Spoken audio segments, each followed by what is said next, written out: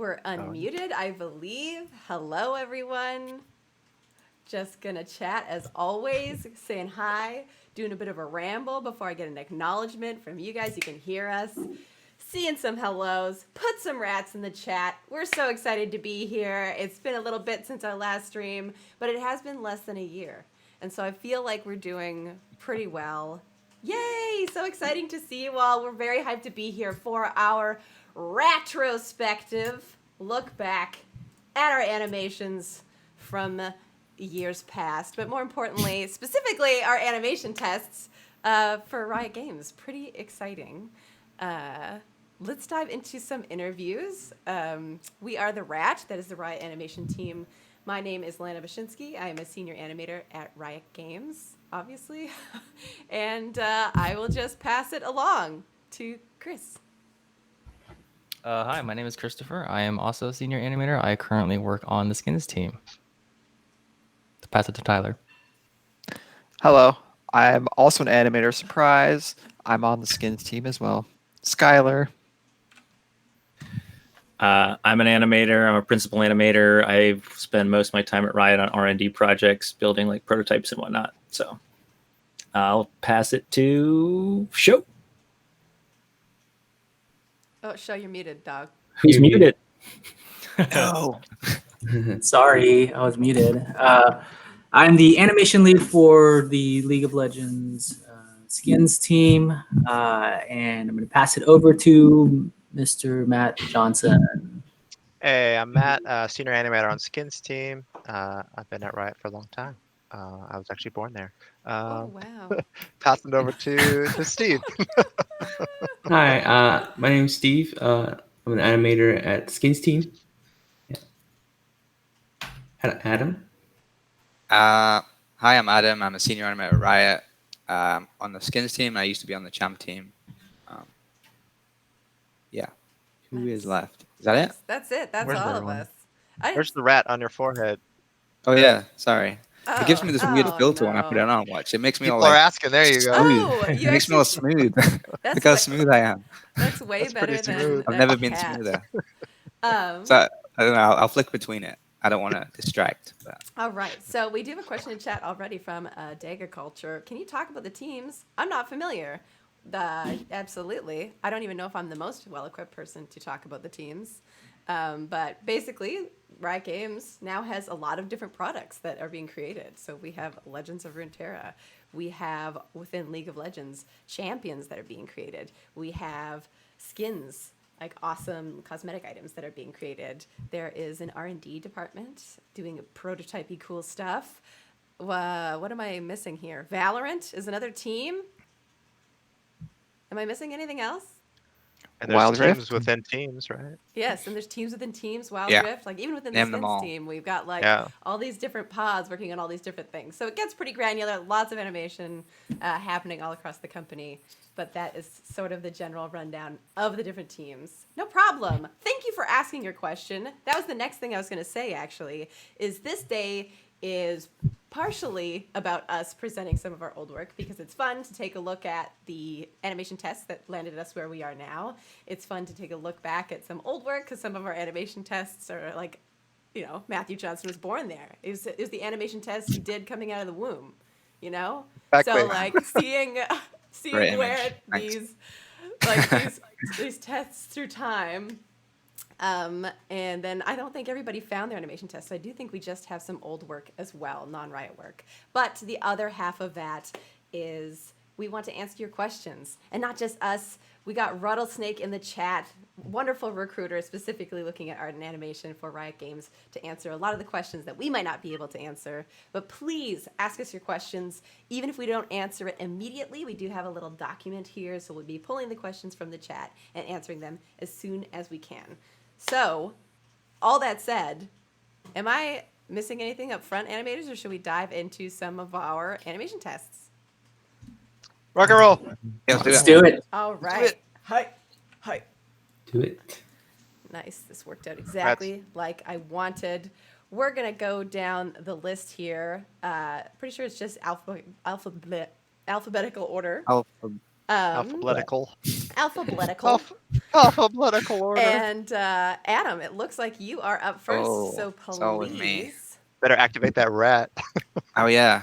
Right. rat activate. Got too many windows open. Look at Powers that. combined. I'm so smooth though. I'm too smooth. All right, just ignore the smoothness of my skin. I get it. You have really smooth skin. Stop bragging. Yeah, I mean, this is actually the real me. The other one I actually is like a wrinkle filter. Oh god. It adds age to me.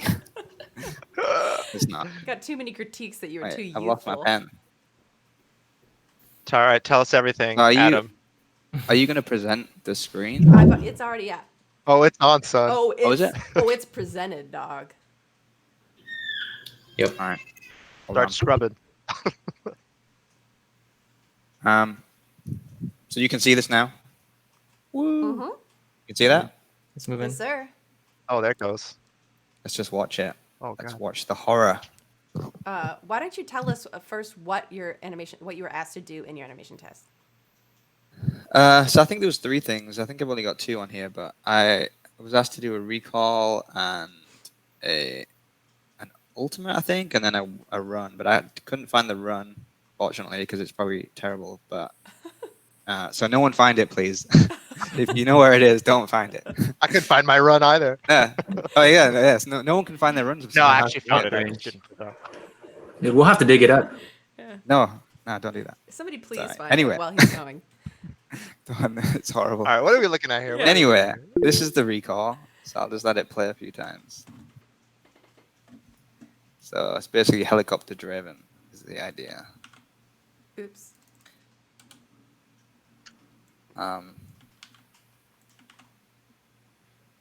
So yeah, I mean, I can't remember. I think this maybe took me like I don't know, a couple of days, I guess, and then I got feedback on it and did some more to it. That was kind of the process, I guess, when I was joining Riot. You would kind of give a test, and then whoever was reviewing it would give you feedback. Then you would kind of do another round, unless it was perfect, obviously, I guess. But But even then, I think. yeah, if you people didn't might get feedback, then I guess your test was just perfect. But if So. you're getting feedback, I think a lot of time like there's just might be a chance for you to just see how you might pivot from feedback, even Yeah. if it was great. Exactly. Yes. Yeah. Kind of Totally. part of the test, I guess. So what was your process? Why did you decide to do this? What inspired you? You mean why did I choose? Well, I guess one thing I should mention is that we got a choice of some champions, right? Like I think everyone did. Yeah, there's like Okay. I think there's 3 or 4. Yeah. Yeah. So I chose Draven partly because he worked the best. Because I think we had like Nah and another champ, and I tried to Dang open it. one of them, and there was some tools issues on my PC, so I was like, I'll just use this one because it works. It 'Cause I didn't works. want to be like that guy who was like constantly going back and like, this isn't working. So I was like, well, that's fine. That's one of the reasons, but I was also mostly familiar with Draven too, so I kind of knew his kit and everything. So I tried to do like something different with him. So I tried to get a bit of the personality in there with like his little muscle flex there, and then he is grinning, but he's too far away to see. He's always smiling. And then also, trying to hit that style that I know Riot has with, a lot of the squash and stretch and the exaggeration because of the camera angle. And obviously I've play blasted it at the camera angle too.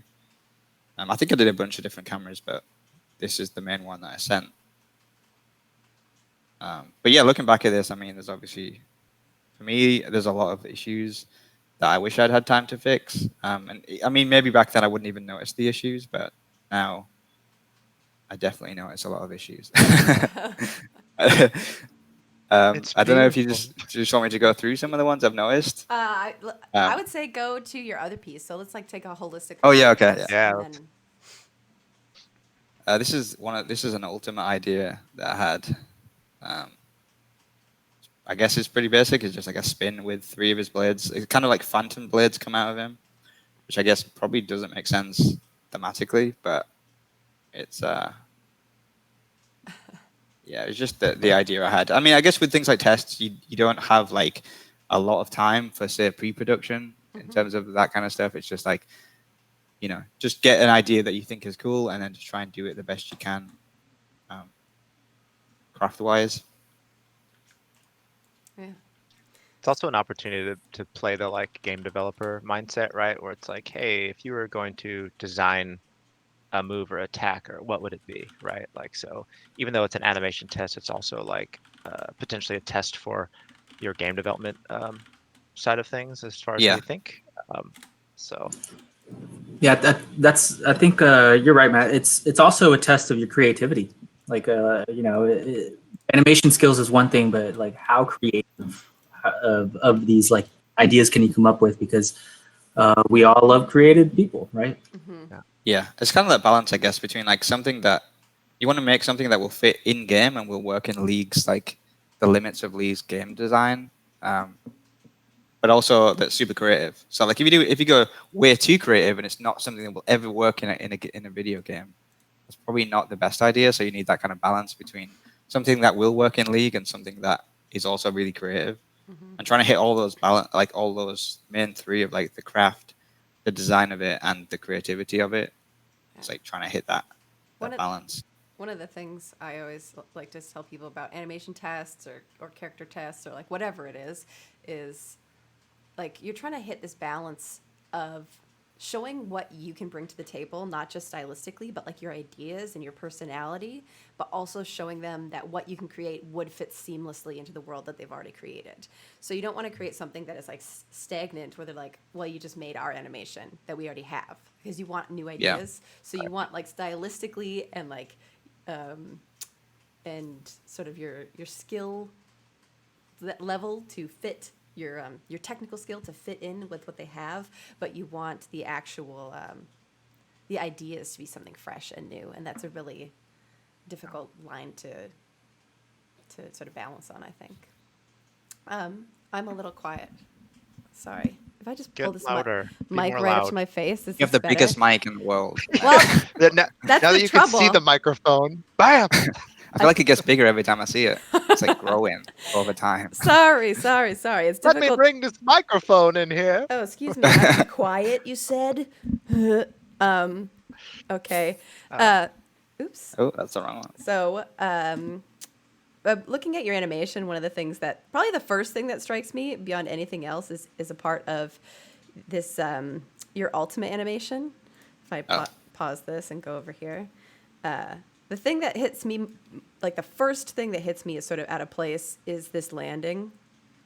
It feels like a little smudgy to me, whereas I feel like this is like kind of a thing where like realistically you're trying to sort of soak in the inertia from this jump and this spin, but it's something that I feel like within this pose you could have stuck Draven like in a spot and had just the blades swinging around him to give like a little bit more clarity to that spin, if anything. I think this is like the one spot that I noticed that if it really feels like he's sort of constantly moving, and I don't really feel a key pose in there, where I almost like feel like he could have stuck It's this like landing. unsure of him. Yeah, he could have stuck this landing. He could have been looking at his target, being like, yeah, like really feeling those things slice, and then having like a little bit more of like a character sort of bounce back into this spot, rather than just like the fact that his head is facing down the whole time is something that really sticks Yeah, to definitely. me throughout this. I think like in general, what I noticed about all my old stuff is it's kind of goopy, if that's a good word. Like it's kind of like there's no snappiness to it like I would put in now that I know like what works better and things like that. And yeah, and things like his head being down is obviously something that I learned quickly on League, of like you want to keep the head facing up because of all the camera. So it's just kind of like old habits, I guess, before I knew the kind of the details in League. I think there's a character opportunity here too. Like if this is an ultimate, right, and he lands, he could go down and then come back up and hold that. And like Draven is this really boisterous character, right? Like there's a moment for visual character exploration here to like have him like cheer or do some Draven stuff that he loves to do, like you see it in the game in his kit. But I think finding opportunities in your animation test to put the character in there, especially if it's an established game already, like League of Legends. Like if you're gonna get an animation test, someone's like, oh hey, this Draven or Gnar or whoever it is, like there's already things to go online to figure out who those champions and what their characters are if you don't play League. So it's a good opportunity as well in a test to Yeah, actually try and show the team, oh, hey, I'm thinking about the character, not just about animating well craft-wise, but like imbuing the character in my animation to show that I can do that in the game as well. yeah, that was one thing I actually did. That's why I kind of added this little area here where he does his little muscle flex and he looks at the camera kind of thing. Yeah, Like, he's supposed to be looking at the camera. And yeah, I did actually go through I went through the website and everything and went through his whole lore because, you know, I was familiar with Draven, but I wasn't like super into his lore or anything, you know, into his story. But, you know, I think the definitely went recall through that fits and it. read about his, like, you know, his personality and all that and kind of tried to add some parts in there. But yeah, I definitely agree. I could have added something like that too in the ult, especially because it's an ult. He could have like you say, he could have ended and had a more of a driven like pose. Yeah. So this is sort of a question that D. Luetian, I'm sorry if I'm pronouncing your username wrong, asked, what helps when putting personality into attack combos? So having learned these kind of lessons, these are the kind of things that we're thinking about when we're putting personality into attack combos. But does anybody want to answer that question directly? What helps you when putting personality into attacks and attack combinations? I mean, I guess I can answer a little bit for me. I think it's a little bit different. Like different animators kind of value different things. For me, I just try to think of specificity from two angles. One is like, what is special about the weapon that the character is using? You know, like if they have a big sword, is it special that this character is wielding that big sword in a way that it feels light because they're so strong? Or is it special in a way that the sword is so heavy and they're a small character that you want to sell the weight of it? Is it special that, you know, they wield the two-handed sword in one hand? Like there's a lot of, for every weapon you have, there's like a way that you can approach it that makes it special and not just like, hey, it's a two-handed sword, right? So that's like one angle. And then the other angle is from the like character perspective. Like, does the character bring something to the table that is special to them? So Draven's maybe like a good example. He's like a show off, right? So he's going to do everything in the most flashy way he can imagine, even if it's like inconvenient. Like he would try to wield the two-handed sword in a cool way, even if he didn't know how to, because that's who Draven is, right? And so trying to think about it from like the physical angle of like, what is the actual thing that's special about the physicality of the action, and then what is the special thing about that the character brings to the table. Those will oftentimes get you something that feels pretty unique in the end. And I don't know whether anyone else has other strategies, but that's kind of how I try to think about stuff. Yeah, I think that's awesome. I think transitions are a really good place to add personality too, because sometimes you don't have all that time to add the personality other than the pose, because sometimes an attack is literally just like, you know, what, 5 frames or something, and then it's the hit. So always coming out of that hit there's a good opportunity to like when they pull back, have this like flourish or have some kind of like pose into the next pose or something. It's like the before and after. The actual attack stuff is just like 4 or 5 frames, especially for That's gameplay purposes.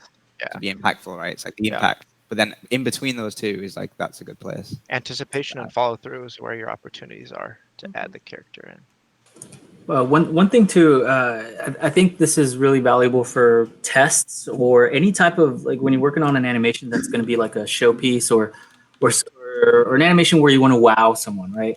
I think focusing on the first part and really like putting something into that first part of the animation that makes the viewer's eyes just pop out and basically like go like, whoa, like, you know, or laugh or something like that, to strike an emotional resonance to whoever you're trying to sell this animation to. If you so focusing on the very first part to put that in is it goes a long way in like a test or a demo, because if you strike that emotional resonance right at the beginning, towards the end of the test, people are already bought in. You're sold in. So definitely you should polish it all out. But if you want to like throw some really good stuff, put it at the beginning.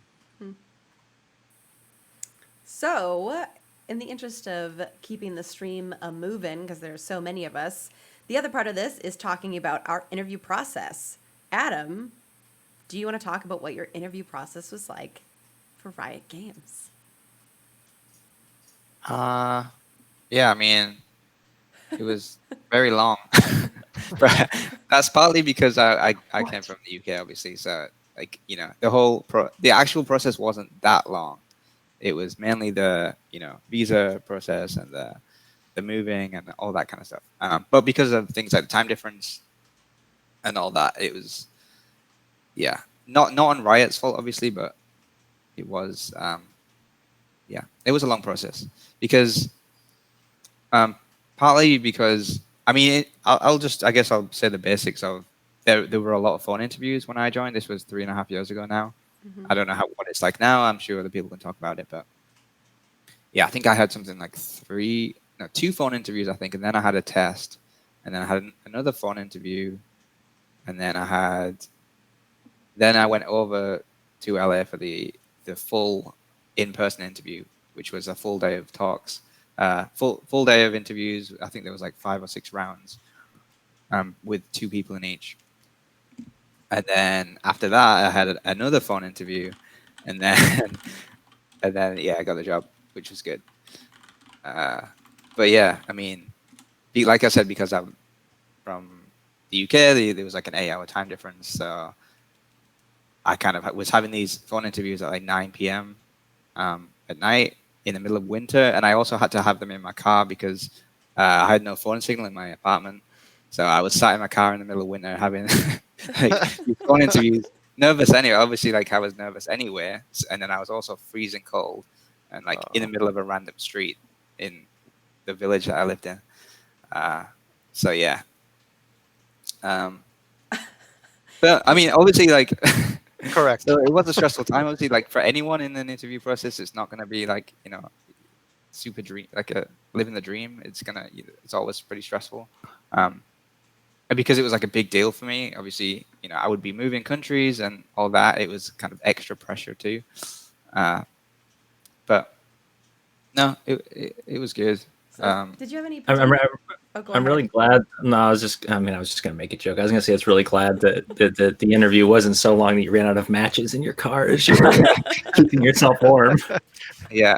Yeah. And like, yeah, I always remember as well, there was a time, I think it was Rory and Paul were interviewing me. And the first interview I ever had there was this time delay for some reason on the phone. So like every time I would speak, it would be like 3 seconds before they would get it.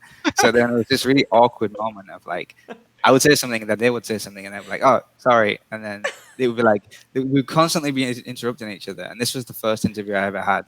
So it was like, after that, I was like, I haven't got that. Definitely haven't got that. Like, it was such an awkward experience for both of us, I thought. But I guess because they knew there was like technical difficulties and all that. So the next one went a lot smoother. So you're like making jokes in the interview, and it's like, it's just like 3 seconds of silence, and then I wouldn't know if they heard it or not, and I'd be like, and then we'd interrupt each other again. Love it. It was just this, yeah. So yeah. After that, I thought I definitely didn't have the job. I was just like, yeah, they're just gonna tell me I didn't get it because it was so awkward. But yeah. And then yeah, other than that, it was fine. I mean, like I said, it was a long experience and pretty. Obviously, I was nervous, and it was kind of. Then even after the interview, the whole visa process was kind of a long time too. It was just kind of waiting around. Even though I already had the job, I was like, well, I have the job, but then technically, if I don't get a visa, then I can't move it. Oh, sorry. It's happening now. Huh? Nothing. So, I said it's happening right now. So if you had to sort of deliver one piece of advice based upon your experiences, technical difficulties aside, perhaps, what would you say to people who are about to begin an interview process for Riot or for any other studio? You mean for during the experience or just anything? Anything you learned from your experience that you would impart to people about to go through the experience. I think, I mean, something I wish I'd done a lot before I'd done interviews. Even before Riot, I also had this experience with Sony when I did the interview there. Was like kind of I guess it relates to what we're doing now, but like self-reflection, because there's always questions about, what would you do differently in your work and all that kind of stuff. And I had that question at Riot and Sony, and I answered it really badly because I wasn't sure. Like I remember at Sony, I had a question about my test, and they're asking me what I would do.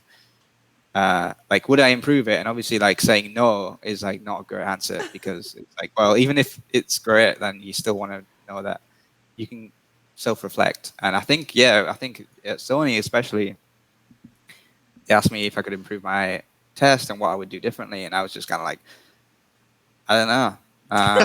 Perfect. Maybe do some finger Perfect. animation. How can you Feel improve like nothing. The confidence. Yeah. And it was also, it was a kind of like confidence thing of like, well, I want them to think that, I want You them can to hire me and I'll show my you. work too. So, it's just a really bad answer. I mean, I still got the job at Sony somehow, but and again at Riot, I think there was a similar thing where it wasn't about my work, but it was about reflecting on like a time of conflict in the workplace or something like that, like one of those kind of questions. Because I hadn't really ever had like a big conflict, I kind of just didn't answer it and was like, nah, don't really have an experience. But I feel like I could have there's definitely times that I could have made an example of and then explained how that went and what I did and whatnot. But I'm so glad that you brought that up. That is one of my favorite, like one of the things I've realized recently in like giving more interviews is this idea of talking about negative experiences somehow being a reflection of you negatively. There's that question, I have been hearing it in more interviews, like talk about how you've approached conflict in the workplace. And I think a lot of times people think of conflict in the workplace as like, well, Dave was eating my lunch and I was like, Dave, stop. Like that's not sort of the conflict necessarily that we're talking about. But talking about how you handled a difficult situation and talking about maybe a situation that you handled poorly at the time, but you've since grown from, that is not bad to talk about how you've grown.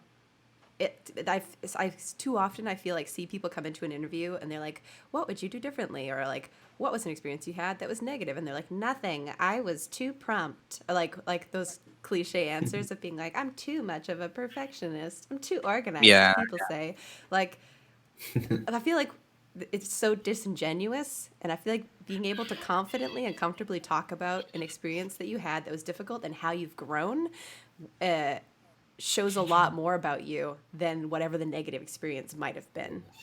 But that's maybe just how I feel. No, yeah, exactly. I want to double down on that because I've been at Riot for quite a while and I've interviewed a lot of people, and I would say that like some of the best answers to all those questions over the years have been like, hey, I really flubbed this situation, and here's why I think I did poorly.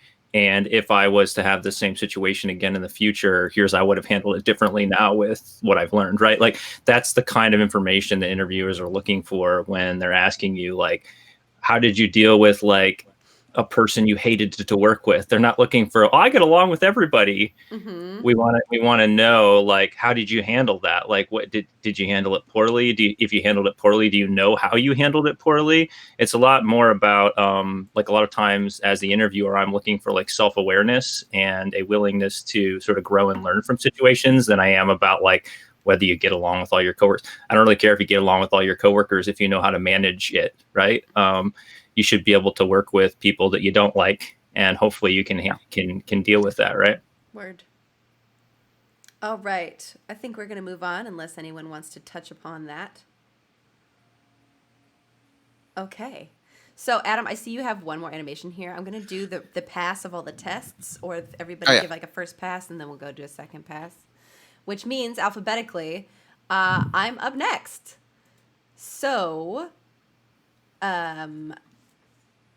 these uploaded in a funny order. So, for my animation test at Riot, because I was previously working on a MOBA, I was working on Heroes of the Storm, I was only asked to do a recall animation rather than a bunch of ones because I think there was enough evidence that I understood the genre well enough, and I just sort of had to see how I could work on like Riot time and the product that they wanted, like in a time box. So I picked Draven for a number of reasons. And I have 5 videos here, but they're all just the one animation. And I uploaded all 5 to show you how I presented my test to Riot, is I sent them all 5 of these animations. They are just play blasts. There's like not motion blur and stuff like that. I guess I'll play the one that's from Game View so you can see what I'm talking about. But I like to upload as many angles as I can because I think being open to feedback rather than uploading like one of the best angle, you want to show all the angles and show that you're not sort of afraid of that. So in my opinion, I was trying to show that, like, give me all the feedback you want. It's going to look less perfect from other angles, but this is the angle you're going to see it from. And so that was my goal with that. This is my recall for Draven. I did a lot of research because I wasn't hyper familiar with League of Legends. And so I wanted to figure out, okay, I'm applying for the skins team. And so I'm not just going to pitch like something for Draven. I'm going to pitch a skin for Draven. So this is Chef Draven. It was inspired by a lot of research I did, and I discovered Tyler 1. And I found even another video of Tyler 1. It was like Tyler 1's best food drops. And I guess he'd like show food to the camera and like straight up drop spaghetti all over his keyboard like an idiot, which made me laugh so hard that I was like, okay, this is going to be a weird inspiration from this streamer who only plays Draven for Draven. I also did a lot of research on Draven's other recalls, and I didn't know how things were put together, but most of them had him in this Superman pose. And so I wasn't sure if that was like a thing at the time where he had to hit that pose. And so I put it in at the very end, but he's holding the plate. And otherwise, I just tried to make it snappy. I would say it got to a place of way too snappy. Matthew Johnson was, and Nick Matthews, who's not here right now, they were my reviewers in my on-site interview, they gave me some great feedback on this. But yeah, my inspiration was Tyler 1 dropping food and Draven just being like a smarmy show off about everything. And yeah, that was my journey. I submitted all 5 of the videos, and I also submitted a doc about my work process. Oh, Nick Stravaganza is in chat. Hi, Nick. Sorry. I also submitted a doc about my process for this, so it wasn't like this is something that I would want them to guess, because I think showing the kind of research that I would do into a character, especially not being super familiar with League, would sort of show how thorough that I would be on the job as well. And that's where we're at. I also included in the doc like the kind of additional treatments I would expect, sound treatments, effects treatments, how like where would I would expect them in, sort of showing how that I would consider other departments in the creation of this recall as well. And yeah, on self-reflection, too snappy by far. Really sad animation of the secondary in particular. And I really hate how I animated the food. I rigged it. I hadn't rigged anything in forever. It was rigged terribly. It was all, when you scale it and it's doing a crazy non-linear scale, it was so broken. It was horrible. But I really wish I'd just like gone on Tuber Squid and found a turkey rather than like putting some spheres together to be a chicken, whatever it is. I don't know. Like a whole turkey, and then he spins it and it chops it all up into the individual pieces, but they're like different things. And then it's like a whole meal. It's like, oh, where'd that come from? Yeah. Oh. And just taking some sphere, like some amount of, like, what is that, dough, I guess? Look at that yellow thing. Like, it's garbage, but whatever. Whatever. I'm not a modeler. I'm an animator. And yeah, that's my self-reflection on this situation. One of the things I really liked about your test was all the thought that you put into it as a developer, as a also with your experience in the MOBA genre. Like, you sort of understand what we're doing and what we're looking for in like skill development. So besides your actual animation itself, your thought process really went a long ways to understand like who you are as a game developer. No, I think that was awesome. Thanks. Yeah, it's awesome. Like, personality-wise, it's awesome. Like, and hitting that skin theme too is something that I'm sure a lot of people don't think about. Like, even because you were joining the skins team, you made it a skin, right? Were you asked to do that, or did you just I just do did that? it. Yeah, so that kind of stuff is awesome. Yeah. It's funny. I had never seen this test before. I mean, a couple things that are really cool about it. I really like in the spin that there's some texture to it. I mean, as a person who loves to make everything spin myself, I know it can be tempting to just be like, oh, it's like a weed whacker, and they just hold it still, and it kind of like spins as fast as you can imagine, right? But you put some like a little bit of like texture to it, so it feels like it's like as opposed to just like spinning at an even pace. It might even just be that the hand moves like a little bit during it, so it feels like it's kind of weighty and has a not perfect spin to it. And then as far as like if we're talking about feedback, and I was to like look at this as a test coming in. This would be one where I'd maybe like if they said they were like really trying to hit the personality of Draven, that little like step forward on one foot at the end feels like a little too eager and delicate for Draven, who's like a bit of a like brute and a show off. That might be a fun place where it's if we wanted to see how the person takes feedback, to say like, hey, this animation's like really great, like we like how you executed it, can you maybe do a little something with that feels a little bit more Draven. I would imagine Draven would be a little bit more like he would try to hit the pose no matter what, even if he dropped the food. You know what I mean? Yeah. Or be like very big, like, whoa! Yeah. Or just like Be not I got looking this. at it. Yeah. Yeah, exactly, Super, right? super exaggerated. But from an execution standpoint, like the animation is really polished and nice. It's more like when we're talking about like that specificity stuff, there's always ways that you can make it, I think, like more specific to the character. But yeah, this animation's great. It's funny. This is the first time I saw this. This is pretty cool. Oh, thanks. I do see a question that is very specific about the Blizzard or Riot, like not to get into a Blizzard or Riot comparison, but was the workflow like for Here's the Storm very similar to League, or did the two companies approach their MOBAs very differently? I'm not sure if you mean in the test or in the actual workflow. The actual workflow, very similar. Definitely very similar. The only difference is there's usually only one animator per character, whereas in League, for like a legendary skin, we have 2 or 3. So that was a big difference. Is sort of, it feels like more time, but the same amount of things are happening in the same amount of time, but you have more animators on it, so it feels like you have more time to do fewer things. And the interview process also very similar. Animation test, interviews, like preliminary interviews, chats, and stuff like that. I would say largely very similar, but like the actual scale of how many people are working on something is the biggest difference. All right. For fear of just rambling by myself about my own stuff, do you guys have any more thoughts, questions? Well, I have a question for you. Was this because I mean, it's been a long time since I did my test. Did you just get this one thing for your test, or did they have you do like a walk cycle and other things too, or was it just?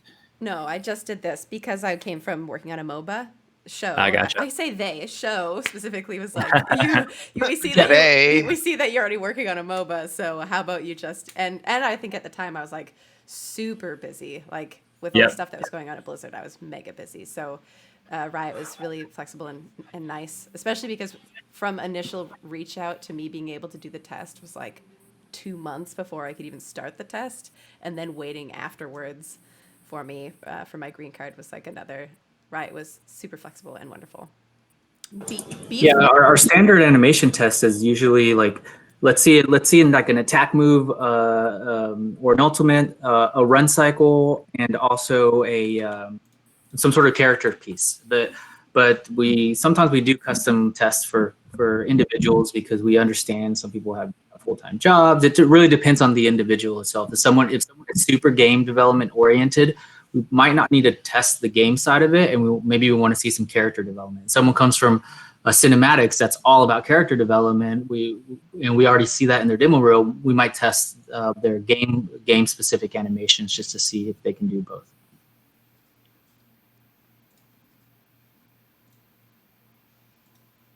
Yes.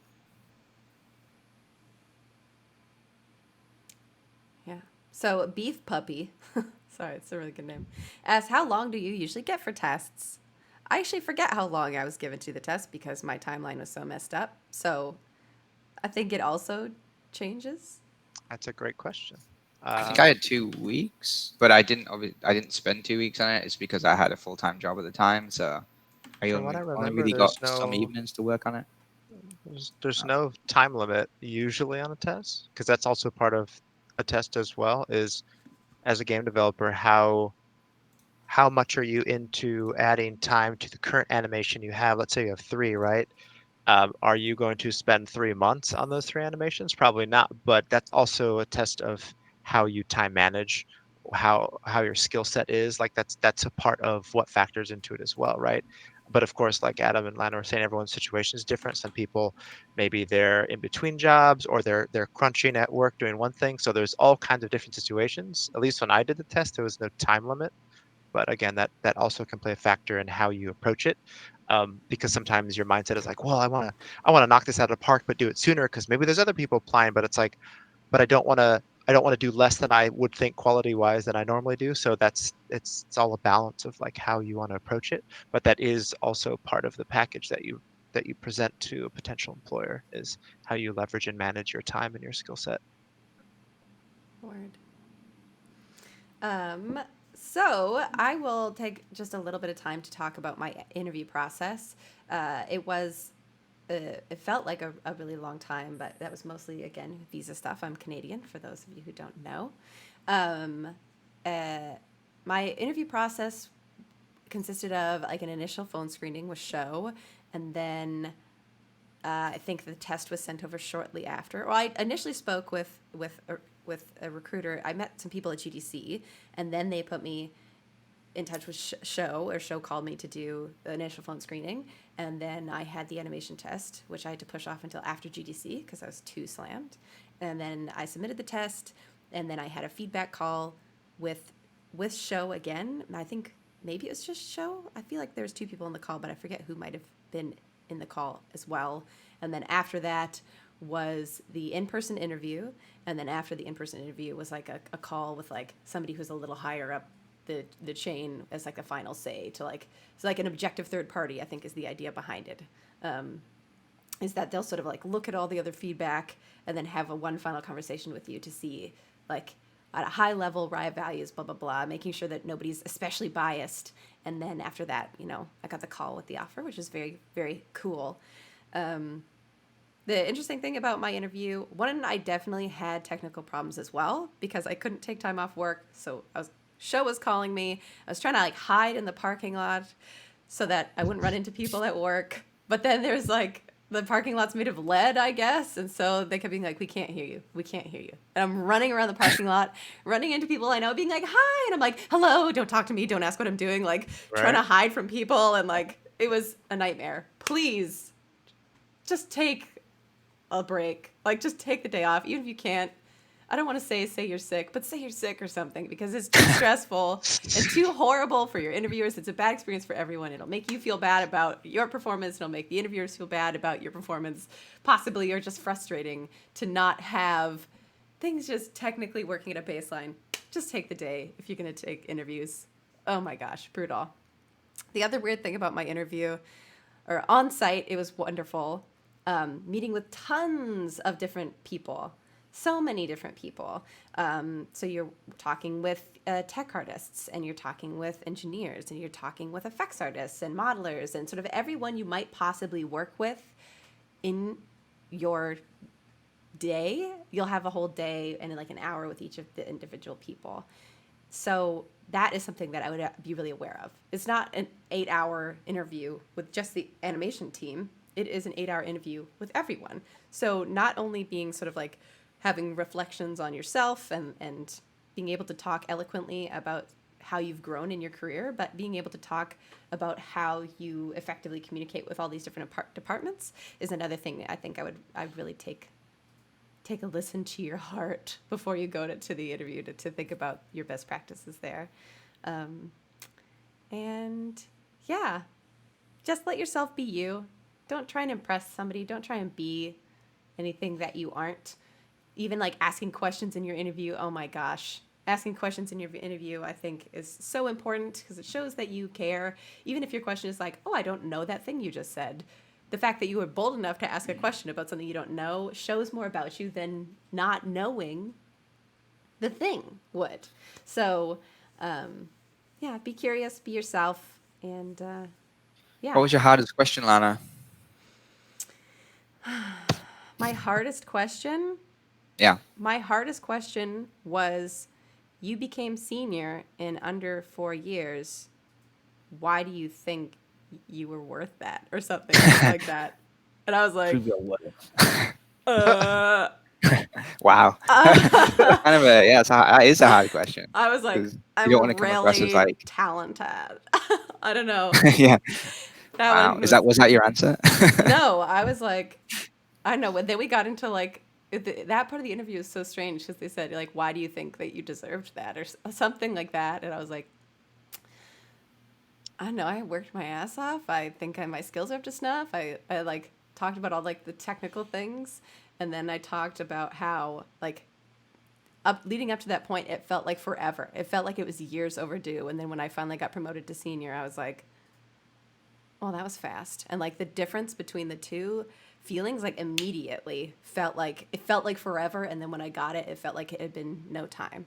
And then we had like a long discussion about those feelings and where they came from, and like ended up getting really nebulous in our chat. And then it was like, oh, it's been an hour. Tech Art's cool. Thanks for chatting. Bye. Like it was a weird hour, and just they left, and I was like, well, they think I'm a monster, or like maybe they think I'm really egotistical. Like I don't know. I had no idea how it landed, but that was the toughest part of the interview, for sure.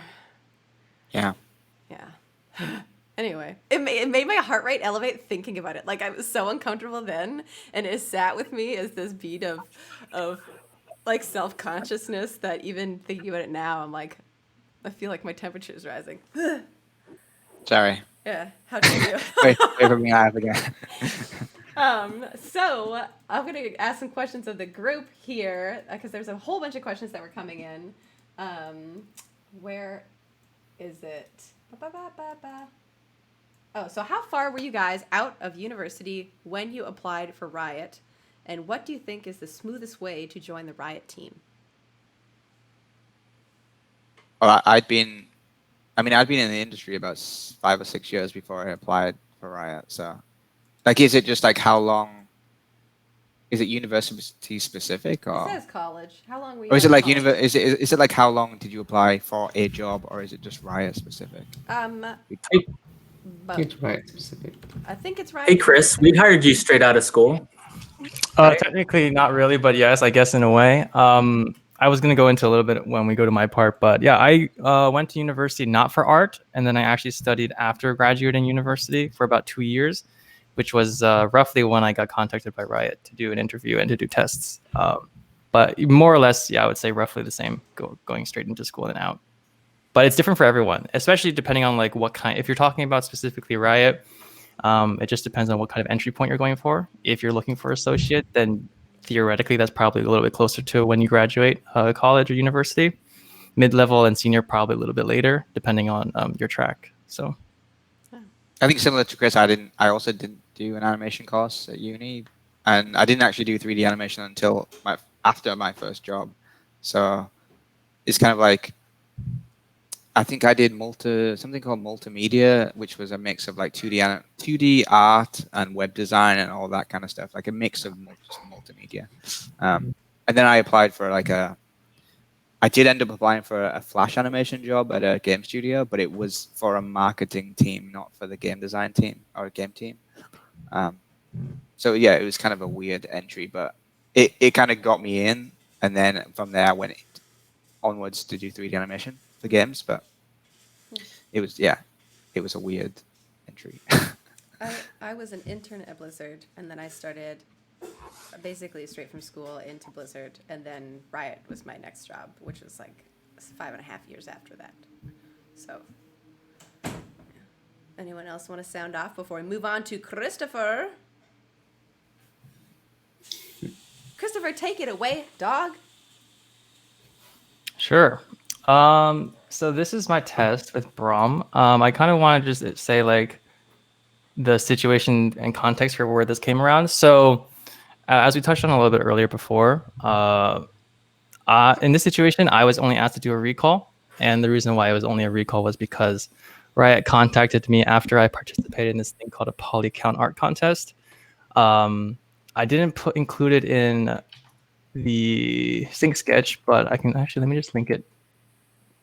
Can I post into Twitch chat? I'll just post into Twitch chat. Yeah, you're a mod, so you should be good to go. Just for people who are interested. So I was participating in an art contest in around 2014. And this was actually, this was when I was just starting to learn animation for about 2 years. I was taking classes up in NorCal.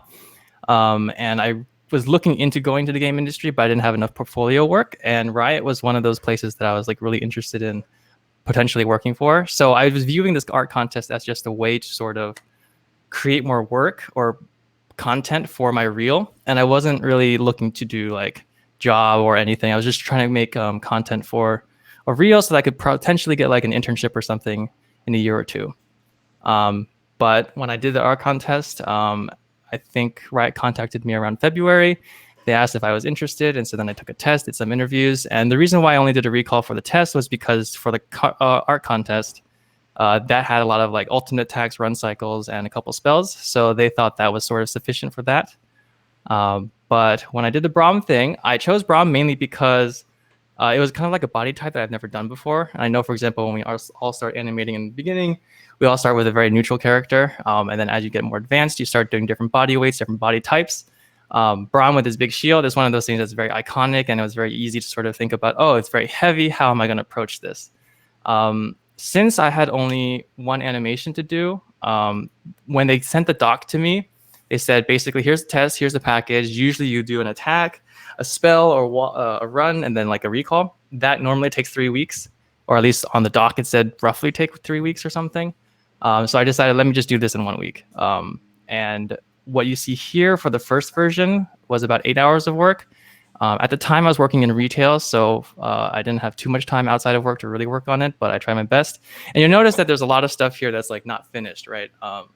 The poros are not animated at all. They're just like the root jump and all that stuff. Braum actually has a lot of like stiffness to his body. And one thing I kind of wanted to reflect on too was that like my animation style back then, which was about 5-6 years ago, was very, very, very different from what it is now.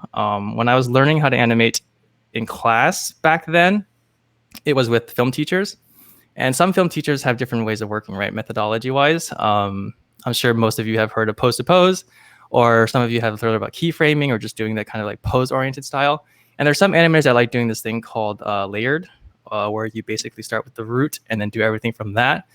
And you'll notice that in this animation, a lot of it can be tracked to what is the root doing. And the root motion here is very simple. So this is kind of why you see Braum and his poses are all actually very, very, not generic, but kind of like neutral and static in a way, just because it's like, okay, so the root moves left to right. How is the arm? Arm is going to go this way into this. And there wasn't really any specificity in terms of like breakdowns or anything. But it seems like it did okay because they brought me into an interview, and then we did talk about feedback for it. And the story beat I was trying to go for here was basically Braum and his relationship with Poros, how he's a kind heart, even though he looks, very big and tough. So you read the storybook to his Poro friends just about his adventures and his other things. Someone's asking what level you were applying for when you applied. Oh yeah, so I was asked actually at the time to apply for an associate level, which is why this is very, very basic and very noob level. So for a lot of other animators here who entered Riot at like senior level, there's a lot of higher expectations. So in many regards, I feel very fortunate to have been reached out at that level because I otherwise probably would not be here. I don't know how to use Sync Sketch. How do I go to the next one? Next one. Oops, I gotta pause it, and then this, Cool. and then this. So what's interesting is when I submitted my thing, I was actually interviewing with Sho, who's here, and then also Rory Alderton, who's working on Wild Rift right now. And it was interesting because when I submitted my test, they said everything about it looked good except the posing. The posing was really boring. And so actually after I did my interview, Rory gave me a second test, which wasn't standard, I think, but it was a test to see, Christopher, can you actually pose more dynamically? So he gave me a list of 3 different like topics, in terms of like action or just character. And so I had to give him an extra supplement of just pose explorations. And this is what I came up with. So I sent it to them and they said, okay, this is pretty decent. It's okay. Rory then also just gave me like a paint over of everything. He's like, here, fix this, fix this, fix this. This was what looks better. I was like, oh, okay, great. Thanks. What a cool Um, test. Yeah, it was interesting. I kind of, when I first got that message, I was really kind of sad because it just, that kind of feedback is kind of like, oh, you're weak in these areas, right? You're like, oh, okay, that kind of, I wish I were better at that. But in the end, it was just more of those like, oh, these are ways for you to get better. And they still said they were pretty happy with the test in the beginning for the level that they were looking for. And yeah, from there is that. In the next videos, basically, a lot of times what will happen in tests, I think, is they'll look at your stuff and then they'll give you feedback. And then also part of the interview process is basically sort of looking at how do you take that feedback and will you act upon it. And so in this situation, I did a second version, which is basically the same, but with added stuff to it. And it was basically just making sure I animate the poros, do some more overshoots and settles, and then I added a section at the end where he opens the book and then actually reads it. All of that wasn't there in the beginning, but a lot of the feedback that they were giving at the time was, can you fix some overshoots here, some breakdown of these poses here, and then some of the spacing and timing. And so it's always really important to sort of like, your interview is not necessarily just about the answer to your questions. In this case, for feedback specifically, it's like, it's not about the what, it's sometimes about the why and how. And in that situation, it's about how you receive feedback from other people and whether or not you'll act upon it. And especially because for Riot, we're very, very feedback culture oriented. That was something that was pretty important. But This is so cute, by the way. That's kind of like what I liked about the Riot interview process too. There's different, the fact that you get that feedback section in a way, because some companies would just see a test and be like, there, it wasn't, 100% there, done. Kind of like people want you to hit the 100% instantly, whereas Riot kind of give you that feedback thing, see how you respond to it, and then if they see that you can respond to feedback, then that's kind of like a plus. totally. In terms of like my overall reflection on the whole process, I think a lot of it has to do with like just listening to everyone's stories and stuff. It's like, it's good to have a goal where you want to work. And it's like, it's important to keep going, studying and working towards that goal. I think it's just interesting to see that everyone has different paths to where they go. As I sort of talked about before, when I was studying in university, I didn't study anything animation related. I did architecture and music and all that stuff. And it wasn't until I graduated where I decided I wanted to pursue something like this. And in my case, I was pretty fortunate to have certain things line up along my path for things to work out. But, if, for example, let's say like Riot or another company is something that you're really, really interested in going to work for because of their culture, because of the content that they work on, or, because of like a lot of different other factors, time is an element that like you can basically invest in working on yourself as well as other things. And it's a combination of your skill, timing, and luck, and a lot of different things. So I think it's important to keep a broad spectrum of like making sure that it's not all about the results. It's about the growth towards the results, and the growth will then bring results with it. And so, for example, everyone here comes from different walks of life, and everyone here does really great work. So don't be too stuck on like, oh, I'm trying to go for this really, really fast, really, really quickly, and then I'm not making it, and that's frustrating. I think it's good to take your own time. Everyone has a different thing. So Somebody says, does Riot require the recall animation to be exactly 8 seconds long? Oh. I think it's specified in the test, right? Yeah. I think on mine it said 8 seconds. Yeah, I think at one point we put that in just to give people a little bit more of a box to work in. Yeah. You'll notice that this one is not 8 seconds. It is 160, which is what? It's like 5 seconds. Yeah, but you can also assume that he'd be like, you could add to this, right? Mm-hmm. You that's the thing where it's like, well, how would you add to this? That could be a question that would come up in an interview. It's like, what would you do to make this 8 seconds long? Yeah, true. Actually, just like 2 weeks ago, I was working on a recall for a skin that I'm working on, and I did the time frame, and I'm usually used to doing 0 to 260, right? 260 is roughly that time range for 8 seconds. And I forgot that I had set it to 100 to 260. And so I animated it for about like 3 days, and I finished it, and I play blasted it, and I sent it to the team. I was like, here, it's done. And then for some reason, I was like, why does it seem so short? And so I looked back at it, and I was like, oh, I forgot a whole 100. Like, why did I finish this so fast? Yeah. Easiest one ever. Yeah, but that's definitely a part of recalls for me too. It's like you kind of work out what you want to happen, but then it's like, oh, but this is actually only like 5 seconds long. So then you got to try and fill out that time in an interesting way. You don't just want to like pause between those moments. Yeah, story beats are very important in recalls because it's like an extended amount of time to show off that character's personality, whereas the rest of the gameplay is all gameplay, right? It's quick, it's action oriented, and there's character in there, but the recall is very important, especially on skins too, right? To show the thematic as well. So I think just to add on to what Chris is saying, if you were to take a test and do a recall specifically with 8 seconds, like you should think of your story beats that you're trying to sell and showcase to the viewer, the player, because sometimes we tend to try to add too much in, like as animators, like we want to put all the cool things and all the cool poses and everything under the sun. But at the end of the day, you end up, it just becomes mush, right? Sometimes having clear action moments and clear moments of holding a pose are very important with recalls, especially in League of Legends.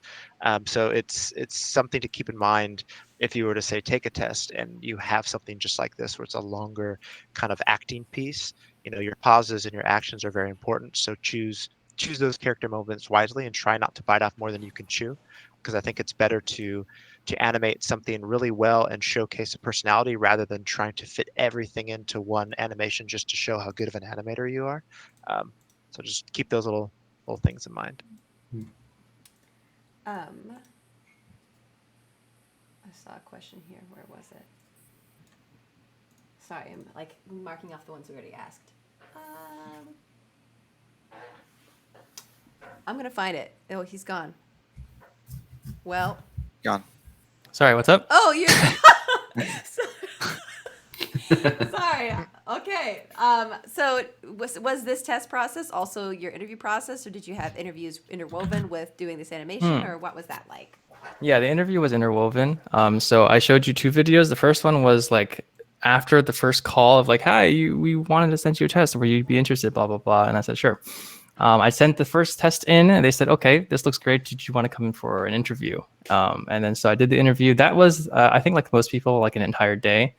I also did, I don't remember if I did the phone interview first or second. I was probably first, just for screening. We called you first. I remember that.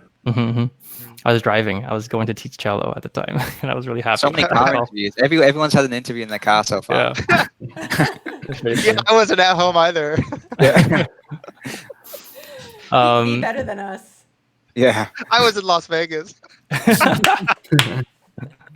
Nice. Anyway. That sounds good. Yeah. Yeah. Yeah, I almost crashed when I got the call, but it's okay. Wow. Oh, wow. That sounds great. Take phone calls in the car, by the way. Yeah, probably shouldn't have.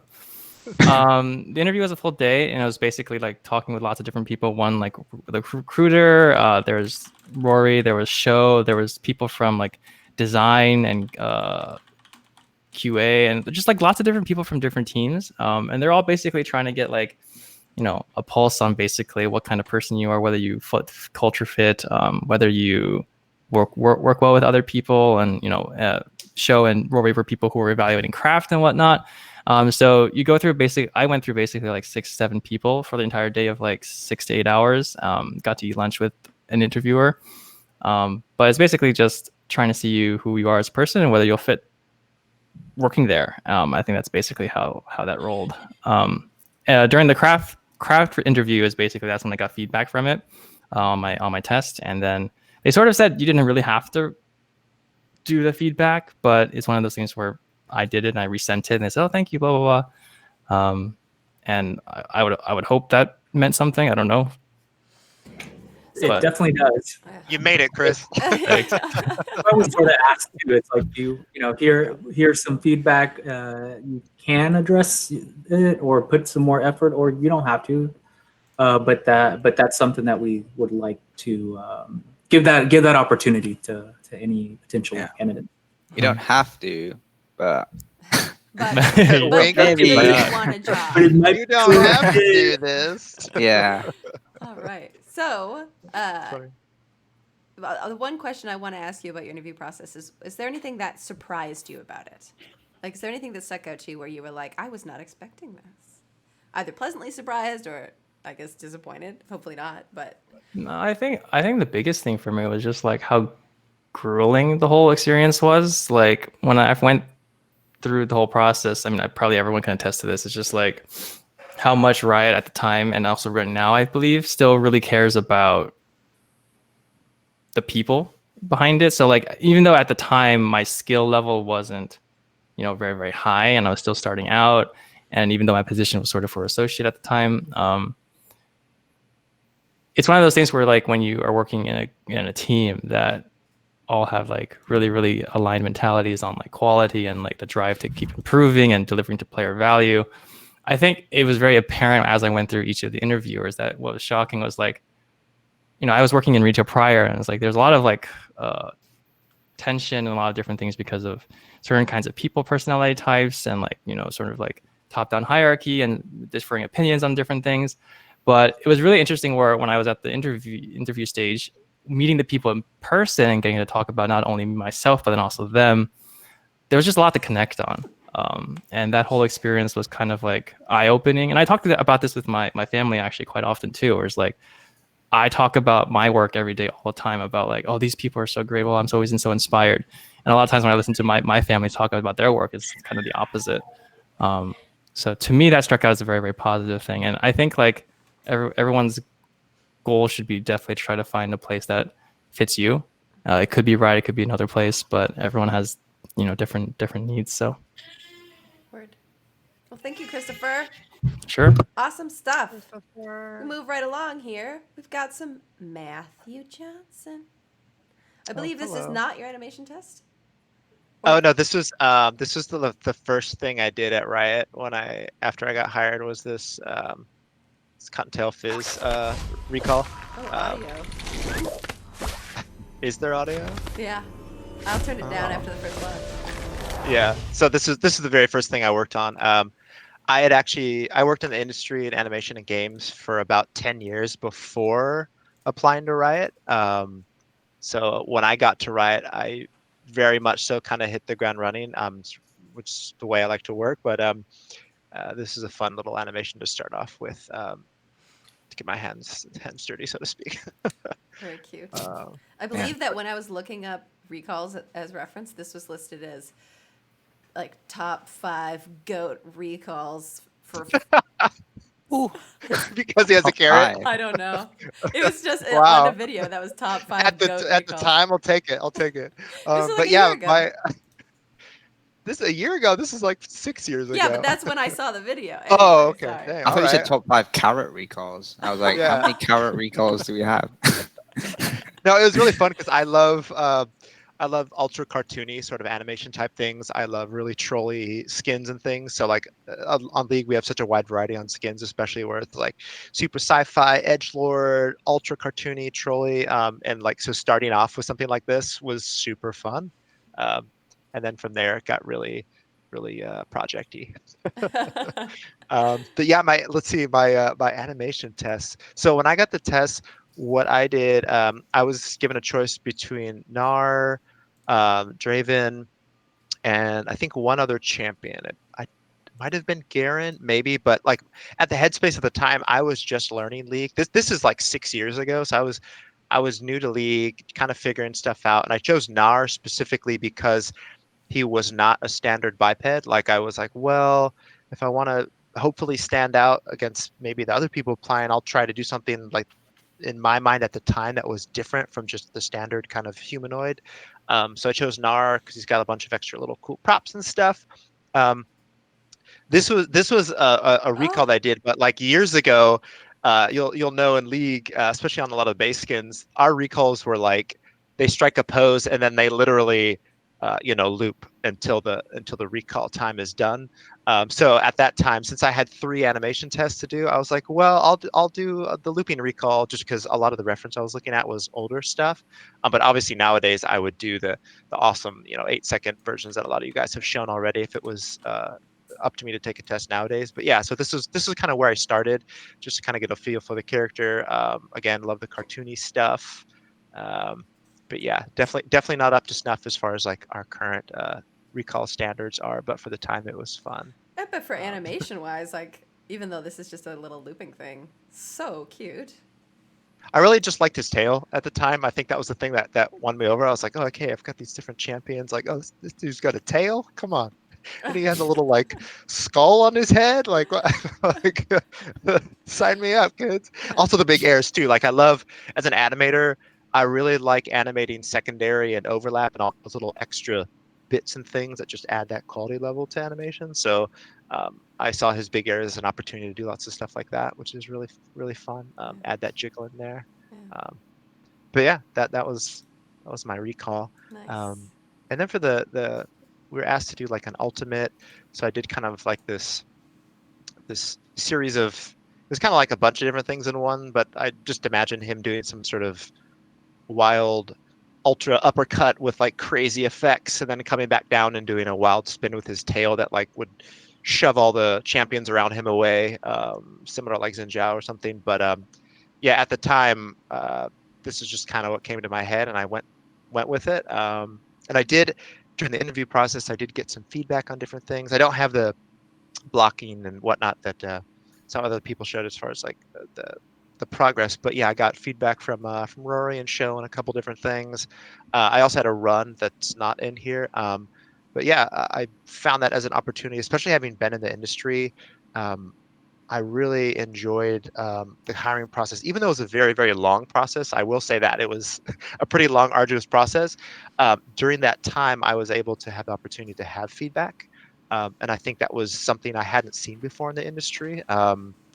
I worked at a few different studios in the decade prior to going to Riot, and I just didn't really see that commitment to like wanting to interact with me more. And I think that's something that actually kind of won me over to wanting to work at Riot even more.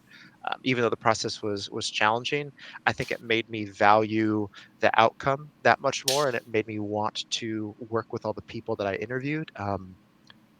Even the interview process going into Riot, physically at that time is like I think I interviewed with like 8 or 9 different people, like the course of an entire day. So it was just like this really long process. But as I got farther into it, I could see how working with the team and getting to know each other's personalities and how you're going to fit with the team you work with is like ultra important.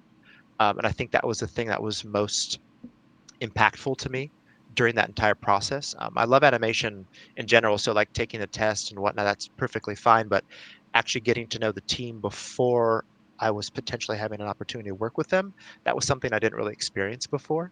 Yeah, it was fun, and it was really cool to get that feedback. I kind of wish I had some of those videos to see where I started, but this was one of my tests. I wish I had the run, but it's somewhere in the depths of file folders. I don't know. Yeah, Really? I wish I had mine too. Yeah, Yeah. I'm sure it was I'm sure it was horrible, and there was probably little glitches yeah. and pop I to hope it, but someone finds that. Yeah, yeah.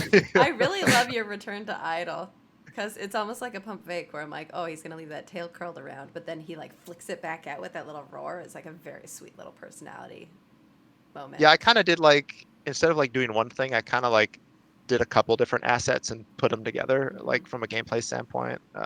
But yeah, I like Nar a lot, so this was a fun opportunity. But So here's sort of a double question, double whammy from Chad. Two different Yeah. people. Again, Dilutian, Dilutian. What is your planning like for your more cartoony work? And then a secondary question from Dagger Culture. Do you guys, excuse me, do you guys do any reference work for your tests? So what's your planning like, Right. and does that include shooting reference? right. For Nar, I definitely did not shoot reference. Myself personally, I don't shoot a lot of reference, but after animating for so long, you just kind of get in a rhythm of different types of ways the body moves and things like that. But I think reference is amazing, and you should use it, especially if it helps you. And sometimes reference is a great way to help you work through kind of how your animation is going to progress. For these animations, I started in blocked in Maya.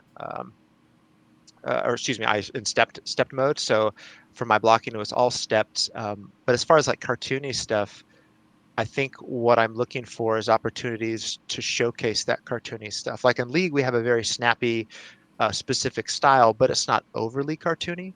But for smaller characters like Yordles and anything that you could see stretching and kind of filling in the space that's say more human, humanoid is, I look for moments where there's large action, right? Like, so if Nara's going from here to here, the space in between those 2 points is where I'm going to find that opportunity to show that cartoony stretch or whatever.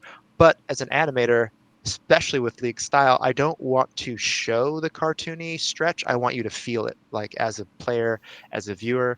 So it's really just about in your blocking phase, looking at moments of action and seeing if that's where you can add in either that stretch from go to point A to point B, or during an animation when you get to your point B, is there a settle, right? Is there a reaction?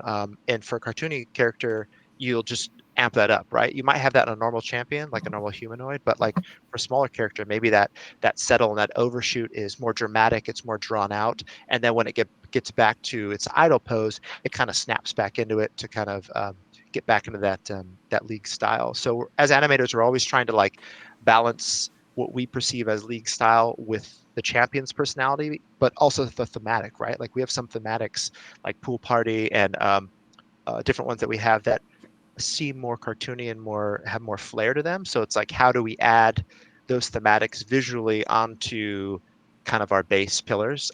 So yeah, I think there's always room to add those little things. Especially for Yordles, but I think that's why I probably chose him, just because I like doing squash and stretch and bouncy stuff. So, yeah, Looks awesome. yeah, this is what I got. And, Cool. Well, thank you, Matthew. yeah, One more question here for everybody from Iceberg91. Do you guys implement the animations as well, doing the game logic and all? To an extent. Yeah, to an extent. Like yeah. we don't do all of the logic because a lot of the game logic is already implemented. But we do implement the animations. Yeah. Yeah, we go into our game engine in the back end, and we actually do animation tracks and work with like blending values and different things. I would say a lot of the tools that we use, obviously we work very closely with engineers on actually developing the tools. And there's things that over the years in League that we've progressed and new ways to implement and hook up animations to try and get better readability for our champions and games. So yeah, like we don't necessarily create the system, but there's opportunity for animators, especially on League, to really dive into how things function. Definitely. Beautiful. All Yeah. right. Sorry. I was sorry, just going no, go ahead. to briefly speak from and so I worked mostly in R&D on like prototypes for future games and that kind of stuff, but I have worked on League as well. And League is kind of an exciting project in that it is live and it already has a lot of like cool tools and whatnot built that they've developed over the years. Whereas in R&D, a lot of times we're building from scratch. So we're either using out of the box engine systems, or in the case of a lot of animators on R&D, we actually are building the back end. So like if that's something that people are interested in as a career path, getting into more like from early development of games, those are skills that are definitely worth learning.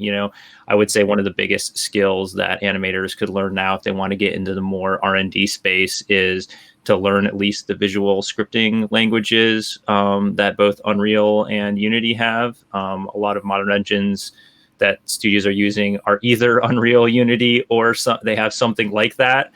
So at least being familiar with it gives you a lot of power, and is a pretty like unique skill among animators, like technical animators who are more into scripting and that kind of stuff. I think often have a lot more opportunities in the industry just because you can kind of fulfill that technical role if needed.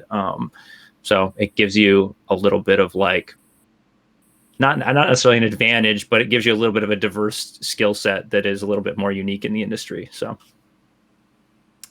Yeah, it's good just to know. Sorry, just super quick. It's good just to know game engines in general because, like League's engine is obviously pretty old now because it's just like League's been out a long time. And when I was at Jagex, they make RuneScape, and so obviously their engine is even older than League's. So on the other end of because Scala obviously has to work out of the box with out of the box tools. The other end of it is like we're working with old tools that were kind of made a long time ago Yeah. before anything, any modern tools became a thing. So just having a general knowledge of game engines in general, they all kind of share similarities. So that's always good, because some companies are going to go to like this, where it's like a 10-year-old engine, and some companies are going to be jumping straight into Unreal. So it's just good to have a general knowledge. Yeah. Right on. All right. Let's move right along. Up next, we've got Show.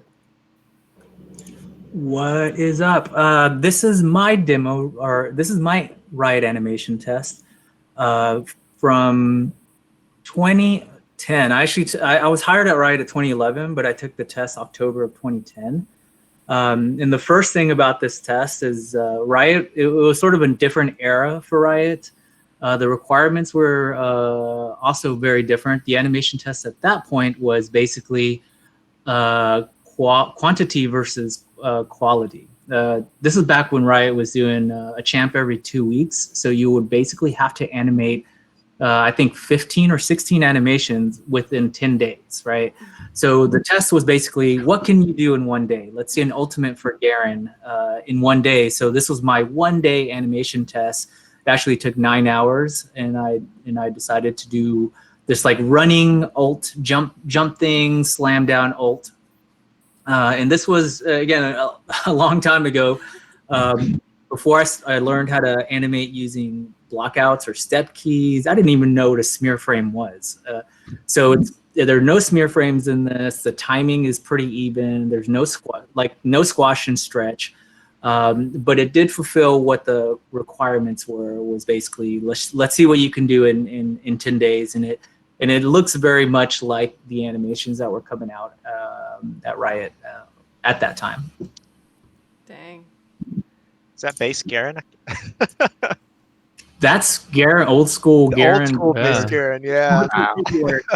Pre-visual upgrade. Oh, yeah. I don't even think the rig had IK/FK switching. I think I just had to like keep our arms in FK and keep the legs in IK. I don't even know. Nice. But the rig was pretty rough. But I took it in stride. I understood what Riot, the quality that Riot wanted at that point, and I understood that you're producing a kit every 2 weeks, so it's you gotta do what you can in the time that you have. So looking at this, and then if you were to take this same test now, or if you were to receive this animation test, what are the kind of notes that you would be giving to this? So if I was to take or got an assignment of like do this ultimate, definitely one of the things that this animation has is it's mechanically pretty much there, but it really doesn't have personality. He just he's jumping up and he looks like just a guy doing a twist. So I would add things in personality and body language, maybe some intent in the way he's like looking towards the thing he's about to attack. I think that is more of that character development side that I would love to put into this or would love to see. Also, the style that we have now is very different than this. Like I said before, it's very even. The way it looks like he just gets pulled up by a string, as opposed to him squashing down and then popping up and then doing this really cool float in the air and then boom, landing down. Also, the transition back to idle, super clunky. He just sort of like mechanically like, let me stand again. And this looks very different than some of the other stuff that we've seen that has that character development side of it, because that's really what we look for these days. But yeah, this is a super bland animation. But yeah. In 1 day though. Yeah, 1 day one though. day. Damn. But I mean, this is I think honestly for 1 day of work, 9 hours. There's a lot in here. There's a run cycle. There's like this jump. There's a landing. Mm-hmm. It's actually a lot of work for 1 day. If I spent 1 week on this, it would be completely polished out. And I was hired as a senior animator back in 2011 as well. So this did sort of like hit the quality bar for a senior at that point. Yeah. And I think for like not using like any like now in Riot, I feel like moments like this we would see. Where's my pen? we would see the legs like pew pew, like way down in advance kind of thing. But Yeah. for not using any squash and stretch, like the fact that you have him land and then the blade comes in afterwards, like in this nice sort of overlap, I feel like the actual like that hit moment of the blade feels like really nice. So even not using sort of those kind of tools that we have now, where it's built into the rigs that we can do those kind of things, you're still getting a nice hit, which I think for gameplay is like the important part is, do you know when you got hit? And I feel like that's good.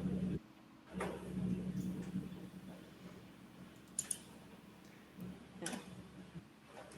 Cool. Cool, yeah, but like I'm looking at this animation and I can tell, like my style is I've been animating for a really long time, so my style is a little bit more of a straight ahead type of style. I also focus on very clean animations, and sometimes some of that like crazy squash and stretch. I have to sort of push myself to get there because that's not where I started from back in the day. Back in the day, it was like get it into the game as quickly as possible and start to bring it to life. And I can totally see that when I look at that, because that's sort of my workflows these days. And I really try to bring that character development side of it. So, because you've been around for so long, we had a question earlier that I think you're the perfect person to answer from Animaniac Wacko.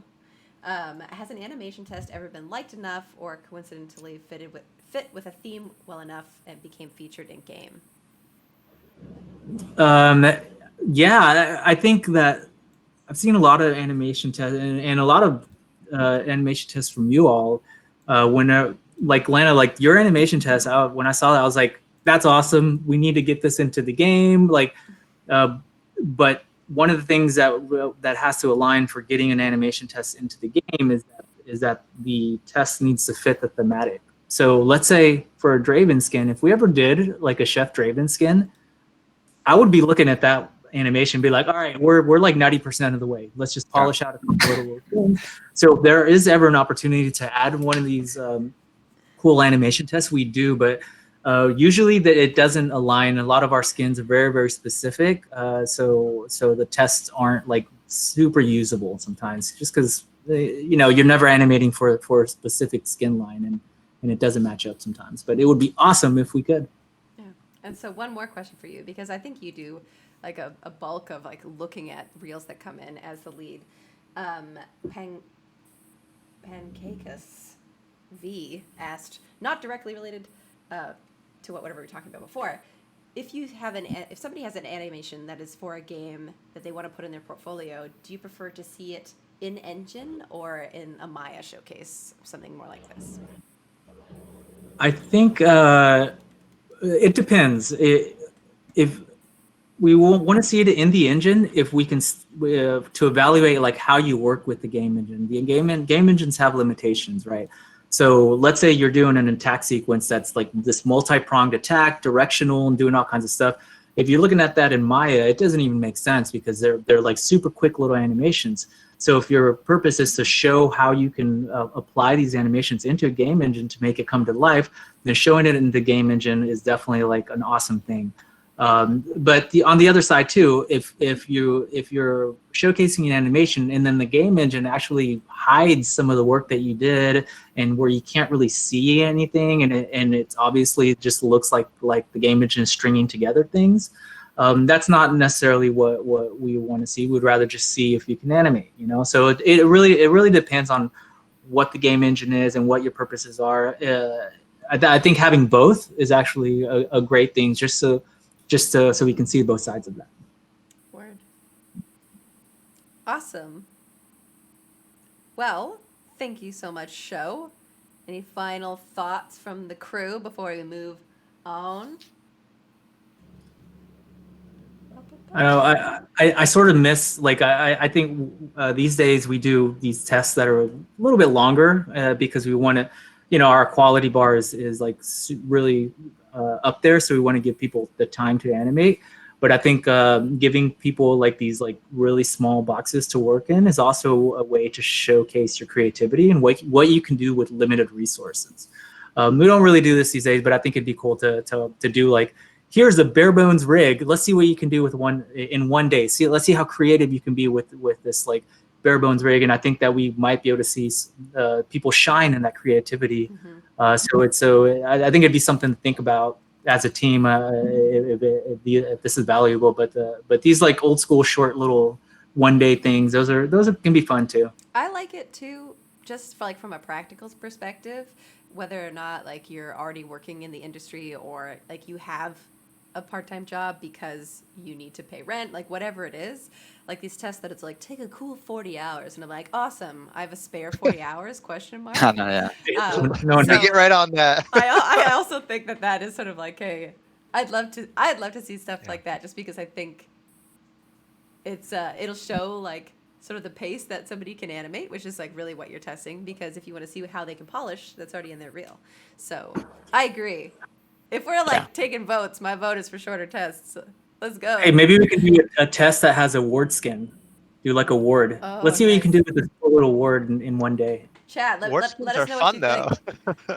I think Wards yeah. are I fun. mean, I think limitations are good anyway. I think I much prefer being limited than just having like free reign of like here's 2 weeks, just do whatever you want. It's like, but if you've got limitations, like say you get given 1 day, 30 frames, and it's a ward, right?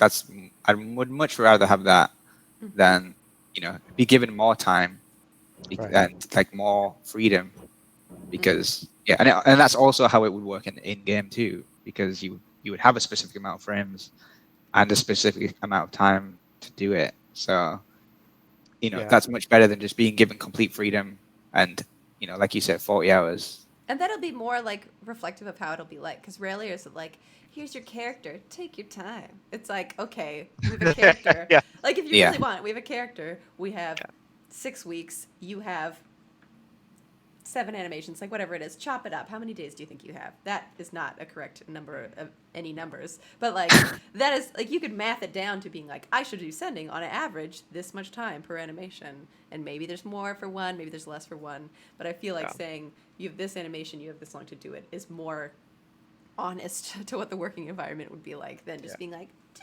whatever, follow your heart and your dreams. It's good having constraints. Yes. It's good. Yeah. Always. So we are going to move on to Skylar, but there's one more really awesome question that just popped up in chat that I want to ask everyone before Skylar dives in. From Double T Murphy, I'm currently a part-time 2D generalist at a small animation studio, but before I came to my studio, I was really afraid of not knowing how to do things. How much of working or starting at Riot is learning? For example, I wasn't expecting to work with Unity at my current job, but I do now.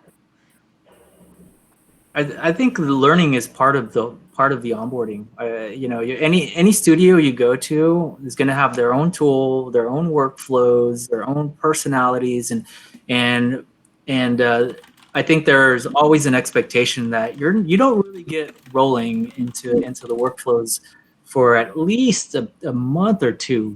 Like, and for us, our expectation when we hire people is like, basically for the first few weeks, you're not expected to be cranking animations out. What you're expected to do is to learn our processes. So I think it would be unreasonable to ask anyone to be like, on day one, here you go, why aren't you animating? And I think it's very important. Yeah, and I think it's especially important, like no matter, Allison just put it in the chat, first 1 to 3 months at Riot is almost exclusively learning, no matter the job. And I chimed in also, no matter the level. I came into Riot as a senior animator, and I wasn't like, it's a legendary skin, you're in the brainstorm meeting, start animating, go. It wasn't like, I felt like I hit the ground running, but I was given a single animation to work on and given probably way longer than, and by probably I mean, I think I was given 2 or 3 weeks to work on a single recall while I was learning the tools, learning the pipelines, having lots of meetings, meeting the team. Like, there's definitely a nice ramp, and I think the ramp will be like steeper. Like as a senior animator, there's certain things that I'm more comfortable with, so I could take a steeper ramp. But as an associate animator, your ramp is naturally going to be more shallow, and hopefully, no matter where you are, because that's your level, you're going to be learning so much. Because likely it's like maybe your first big studio job, if you're. Yeah. So that's That's I think just any learning from job's the like that. process. You got to learn about the team, right? Because like Yeah. you can learn about tools and softwares, but at the end of the day, one of the one of the most challenging things, but also the most rewarding things, right, is like going into a great big pond and not knowing anyone, and that in and of itself is a huge learning opportunity for you as an animator, right? Because you have to learn about all these different personalities and how people like to work and how the team works and all that stuff. So I think there's ramp up again, no matter what your level. But I it's mean, you all can even say that like the higher your level is, the more time you need. Actually, like imagine if you get hired on as a studio art director, right?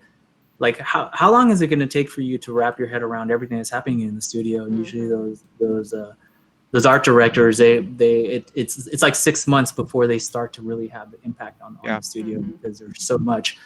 So it really depends on your level. All right. Yeah, like Oh, sorry, I just want to mention non-Riot based. Like I said, my first job I'd never done 3D animation, and they allowed me to learn Maya. Like I already had 2D animation experience, but I'd never done 3D at all. And if they hadn't have allowed me to do that, I probably wouldn't even be at Riot right now because maybe I'd have stuck with 2D, maybe I'd have gone down a different path. But because they allowed me to learn Maya on the job, then now I'm here. So now I'm doing 3D full time. So yeah, I feel like all companies should allow all their employees to like have that learning time. All right. I'm going to scoot it along. And Skylar, you've got the floor, Hello. dog. All right.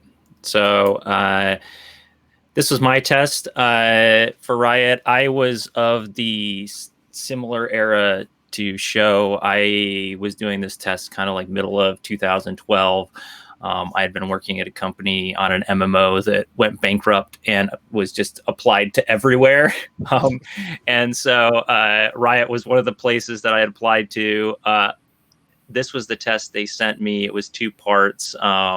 It was do a leap attack, which was very specific, but also like very open-ended at the same time. And they sent me this rig, which was neither Garen nor anybody, and is one of the worst rigs I have ever worked with. and Play-Doh rig. Yeah, well, and it's funny because at the time, so I had one previous job in the industry, and here was my experience with tests. They had sent me a test with a rig that was so broken that I had to actually like rebuild parts of it to use it. And as a student, that was like my first interaction with the test. Oh, no. And so I thought that was like part of the shtick was, really and send you this crappy thing. And so when I was approaching this test and I got this rig, I was like, oh, it's just another like bad rig from a studio that wants me to like work with it. It didn't even occur to me to be like, your guys' rig sucks. Can you fix it? Like I don't think this had. I can't remember whether it only had IK or only had FK, so you couldn't switch the arms. So like when I was doing like the grip over the sword, I think it was like only an FK, so I had to animate it all on ones to get it to track. It didn't have any prop management, so I had to build all my like the weapon and stuff was like I had to build parent spaces and basically rig it to the character and anyways. And same thing as show. I think they said only spend 8 hours on this and the walk cycle. So it was really like a quantity over quality thing. Like I don't even think this was splined. I think if you scrub this, it's actually partially in step mode still, because I actually did cut it off at 8 hours because I also thought that was a thing that they were gonna like catch me. Gonna catch you like more than 8 hours on it. So I think timer. I tried to look back because I know I sent 2 versions. I know I sent like an 8-hour step mode version. It was like, hey, listen, this took me 8 hours, but I'm going to work on it a little bit more. And then I sent him a later one, which was like a splined version of it. But I don't remember which one. This might even be the final one I sent them. But I tried to focus on creativity. I didn't think I was going to get this job. And I was kind of playing the field. I had like a couple other studios that I was like talking to. And I was just looking for anything. So when it came to Riot, I looked at the work that Riot had been doing, and I was like, I'm pretty amateurish when it comes to polish and whatnot, but I can kind of show off creativity. So I tried to like play to my strengths and do something that was interesting or intriguing that might get me looked at, as opposed to trying to be like the most polished animator. Because honestly, I looked at League of Legends at that time and it was not very polished, as show noted. And so not 2 weeks. no offense, but clearly, your impact had only been like a year at that point, so the game wasn't perfect yet, right? And so if you want to go over to the walk cycle, which is the next one, so they had asked me to do a walk cycle as well, or actually, I guess I have control of it, don't I? Yes. Let me see. And this was the same rig. I had done a walk I had done like this run in the other animation, so I didn't want to just do another walk. And to be totally honest, I didn't have a great idea for like a personality walk because this character was pretty uninspiring. So once again, I tried to like do something that was just off the wall. And at the time I was playing Diablo, and I remembered like that there were these zombies that like you'd shoot and they'd like break in half and then they like crawl at you. So that's kind of where I got the idea. I really liked the idea of that. So I cut off the bottom of their rig, the legs, and took these organs that I found online and kind of like That's so good. into there. And I built like a little rig on it that just had like 2 or 3 joints so it could like sploosh around. So this is, I want to be clear that I don't necessarily recommend these kind of tactics for doing a test. This was me at that time, honestly being a little bit silly, thinking I wasn't going to get the job, but just wanted to try to like, I thought my only chance at getting the job was to be like really creative, was basically what it came down to. So I kind of tried to push the envelope of being creative. I mean, you can see that there's all sorts of things in this from an animation standpoint that I don't love, that it actually slides. Like the hands don't even like track along the ground correctly. There's like popping and stuff in the shoulders that like, it's not the best animation, right? But I think at the time and where Riot was at, it was enough to sort of get them to look at it and talk to me. And I believe in the interviews, they actually told me that. They're like, yeah, it was a little rough around the edges, but it was fun. So we wanted to talk to you. And I think that led to, me talking and getting interviews and whatnot. And this is always kind of like near and dear to me as a topic, because I think like the easiest thing in animation to learn is polish. Like that's something you can teach people. Like once they understand the basics of animation and blocking out and stuff, it's really easy to learn how to polish with time. I think the thing that a lot of people struggle with is the concepts of blocking out, really good body mechanics, and just generally being creative. So if you can show that you can do those things, I think there's a lot of studios that will like take a chance on you. So that's kind of my 2 cents.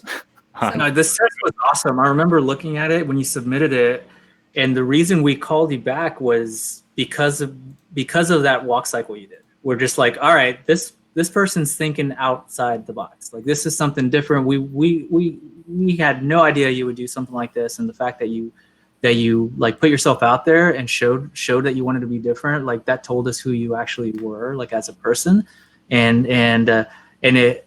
just the reaction that we got here looking at that was the same reaction that we got that day when we opened it up. We're like, whoa, like that is cool. Like, yeah, it's not a perfect animation, obviously, but this person is thinking outside the box. So and that was that emotional reaction that I was talking about earlier, where when you can like get that emotional reaction with your animations, you've won your audience over. And something this was awesome. Something that you're doing in this animation that I really like, all the notes that you said aside, you've doubled up the cycle, and then you've made it like, because even though it's like you could just do left, right, you could see actually if you're looking, especially from this front view, wherever it is here, differences. You could see that like there's this plant, and then there's this slide plant, and then there's this slide plant, and then a big scoop, and it's just gives like a little bit more texture to a cycle that is like such a small thing that I think I would wish everybody would do. Once you animate a cycle, double it up and make half of it slightly different, and it'll just feel more natural. It'll bring you like a certain texture of life to your character that you can't get from just the classic 1-2 loop. So I really love seeing the doubled up cycles, what the difference is. Yeah, I think you demonstrate a walk cycle just in a different way, which is awesome. Because when you're looking at like a bunch of different tests and a bunch of different reels, and they're all just the same walk cycle. I mean, yeah, the mechanics can be slightly better or worse, but then when you get one like this, like Shaw said, it's like a reaction of like, oh, this is awesome. This is totally different. It's not another walk cycle. It's like it demonstrates what you want to see from a walk cycle. But hang on, that threw me off. Anyway, yeah. But yeah, it's demonstrating everything you want from it. It's just in a different way, which is awesome. Yeah, and I always find walk cycles. I mean, I had done a couple tests before this, kind of hard because it's just like I don't know. I had like walk cycles on my reel. And it's like, what do you do? I could dress up the character and make up my whole character and stuff, but I was kind of inspired by a lot of. I mean, there's a lot of fun animation videos of like really off the wall walk cycles that are out there that I have always been a fan of. And so I think if you already have demonstrated walk cycles or run cycles on your reel and you're asked to do that, just trying to do something that's different is a good idea, because I don't know what it does for you to just do another walk cycle if you've already shown that you can like do a basic body mechanic walk cycle in some of your other work that you've already shared. So Word. So we're going to move on, but while I'm switching videos, there's a question from earlier about interview stuff. What percentage of interviews have you conducted that are decent or like pretty solid? I'm curious how often overconfident or kind of maybe like unprofessional or kind of jerk interviewees happen. There are some stories in the world that seem to be straight out of a cartoon. So you don't have to obviously give like specific anecdotes about interviews that you've had, but sort of the percentage, I guess, of how often you get somebody in an interview who's kind of unprofessional, I guess I'll say. I mean, yeah. I mean, I can speak quickly to this and then show you if you answer. I mean, I do a lot of interviews, and I know Show has too, so I'm sure he has good, interesting stories around this. But I mean, by the time that a person ends up getting to an interview beyond like the initial phone call, there's been a lot of filtering that's happened. So I would say it's fairly rare to get people who are like a straight up jerk or overconfident in the way that you're sort of describing. I think the most common red flag that kind of makes it through sometimes that I've seen is like lack of self-awareness. And you'll get a person who's maybe even been in the industry for a long time and has otherwise been professionally successful, but just has is unable to answer questions like, tell me about a time when you made a mistake and how you handled that. And they're like, I don't know, like it's always someone else's fault, or it's never been me. It's always like management, or it's always, and there's this sort of like, all right. Yeah, right. Like, so that's, I would say, the sort of number one thing that I have seen in interviews. It's not just like very obviously bad, right? Like, it's not like the person's like a jerk or anything like that. I think that's pretty rare. But it's this sort of like more subtle, like, oh, this person like can't take blame for anything, or they think that they're really just all that and have no ability to like understand that they might have problems themselves, so maybe people have other answers, but that's been kind of my experience.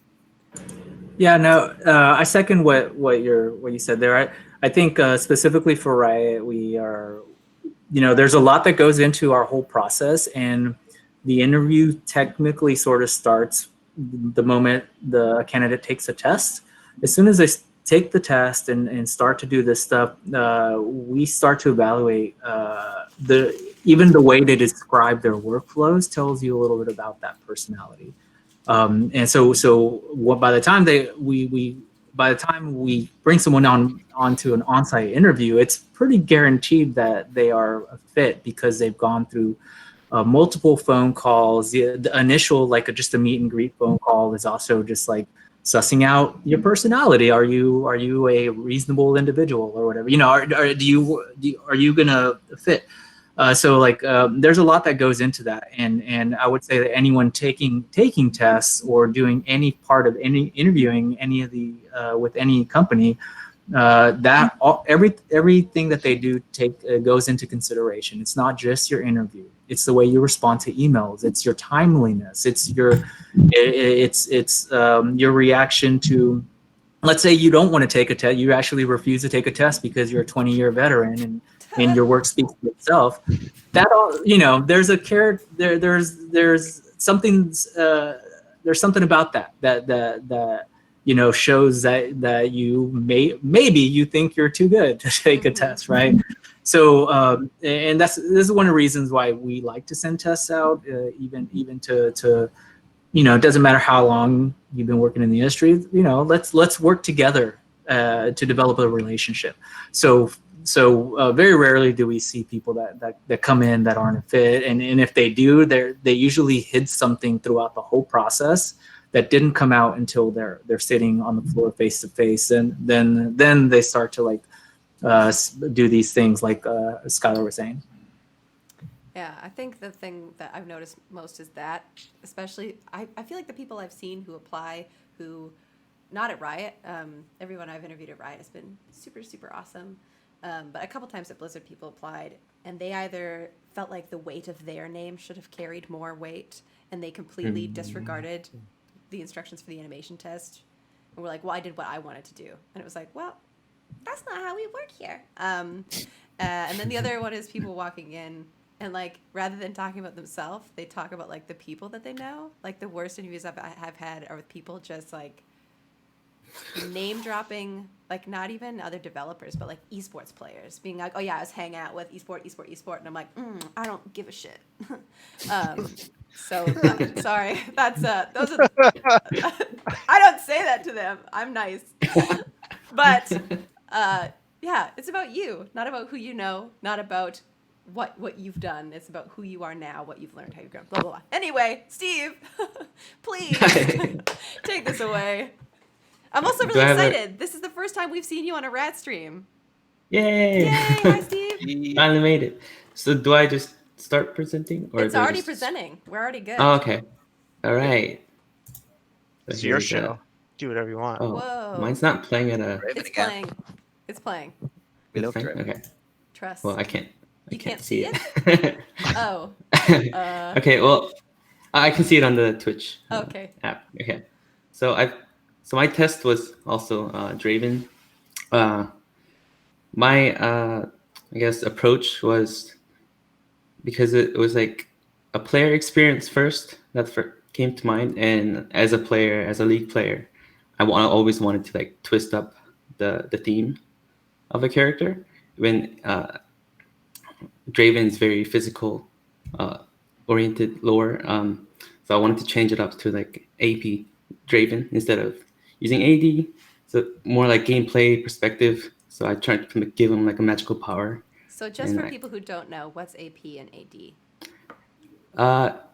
It's ability power in game, in league, rather than attack damage.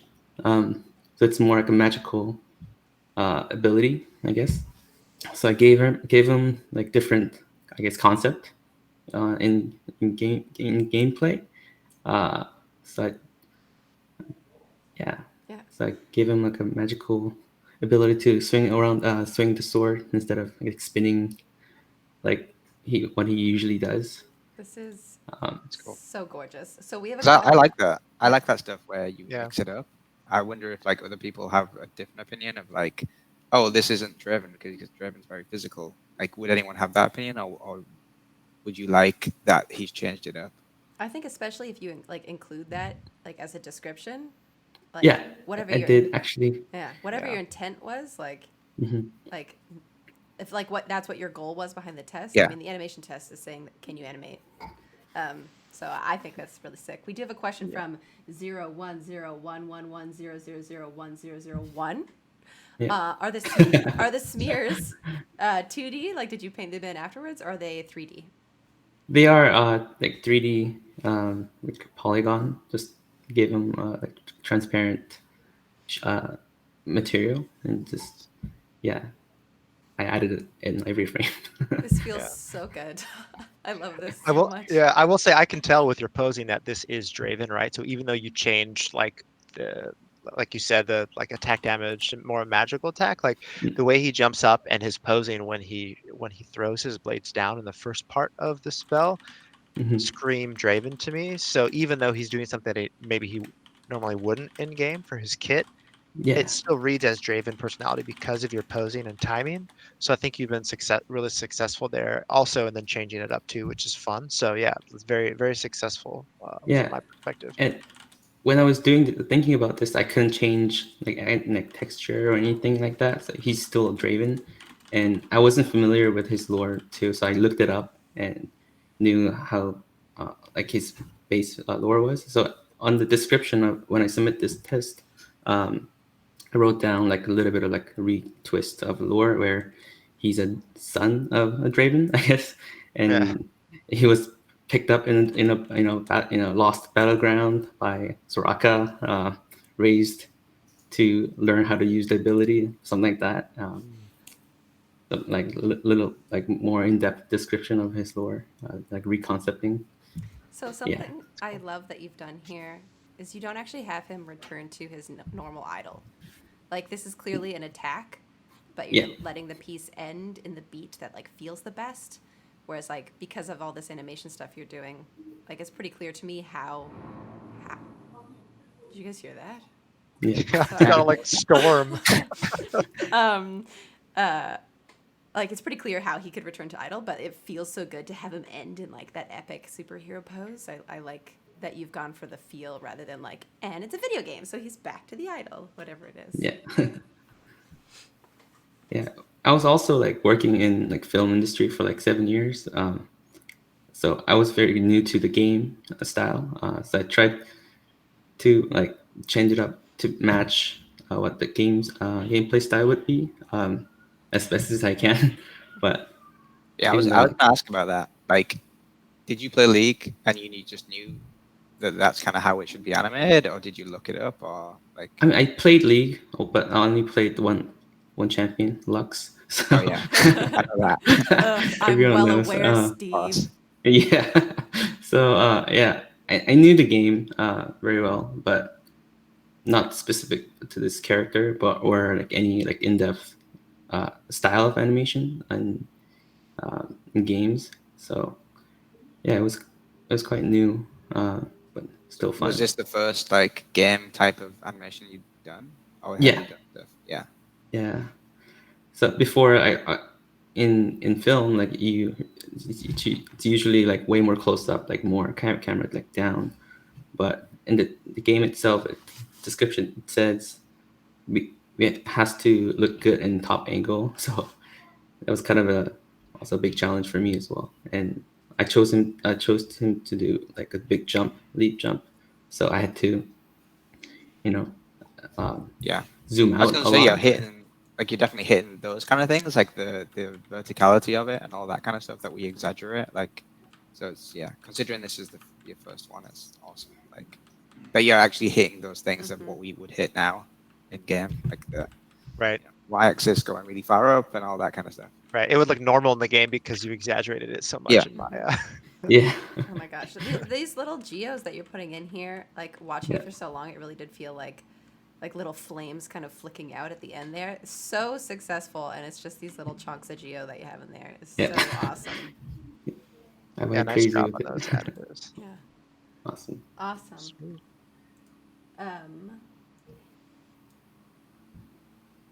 Sorry, I'm looking for a question for you. So, like now that you've been working at Riot for a while and working in games for a while, what are the important aspects for you that you would look for in a test in style, quality, and then like I think you're demonstrating it, but what do you consider sort of an extra little cherry on top? I'm sorry, I forgot to write down who asked that question. Sorry. So the question was. Was what do you look for now, like having been working in games Oh, for okay. a while? When you're looking at somebody else's test, are you looking for style, quality, ideas?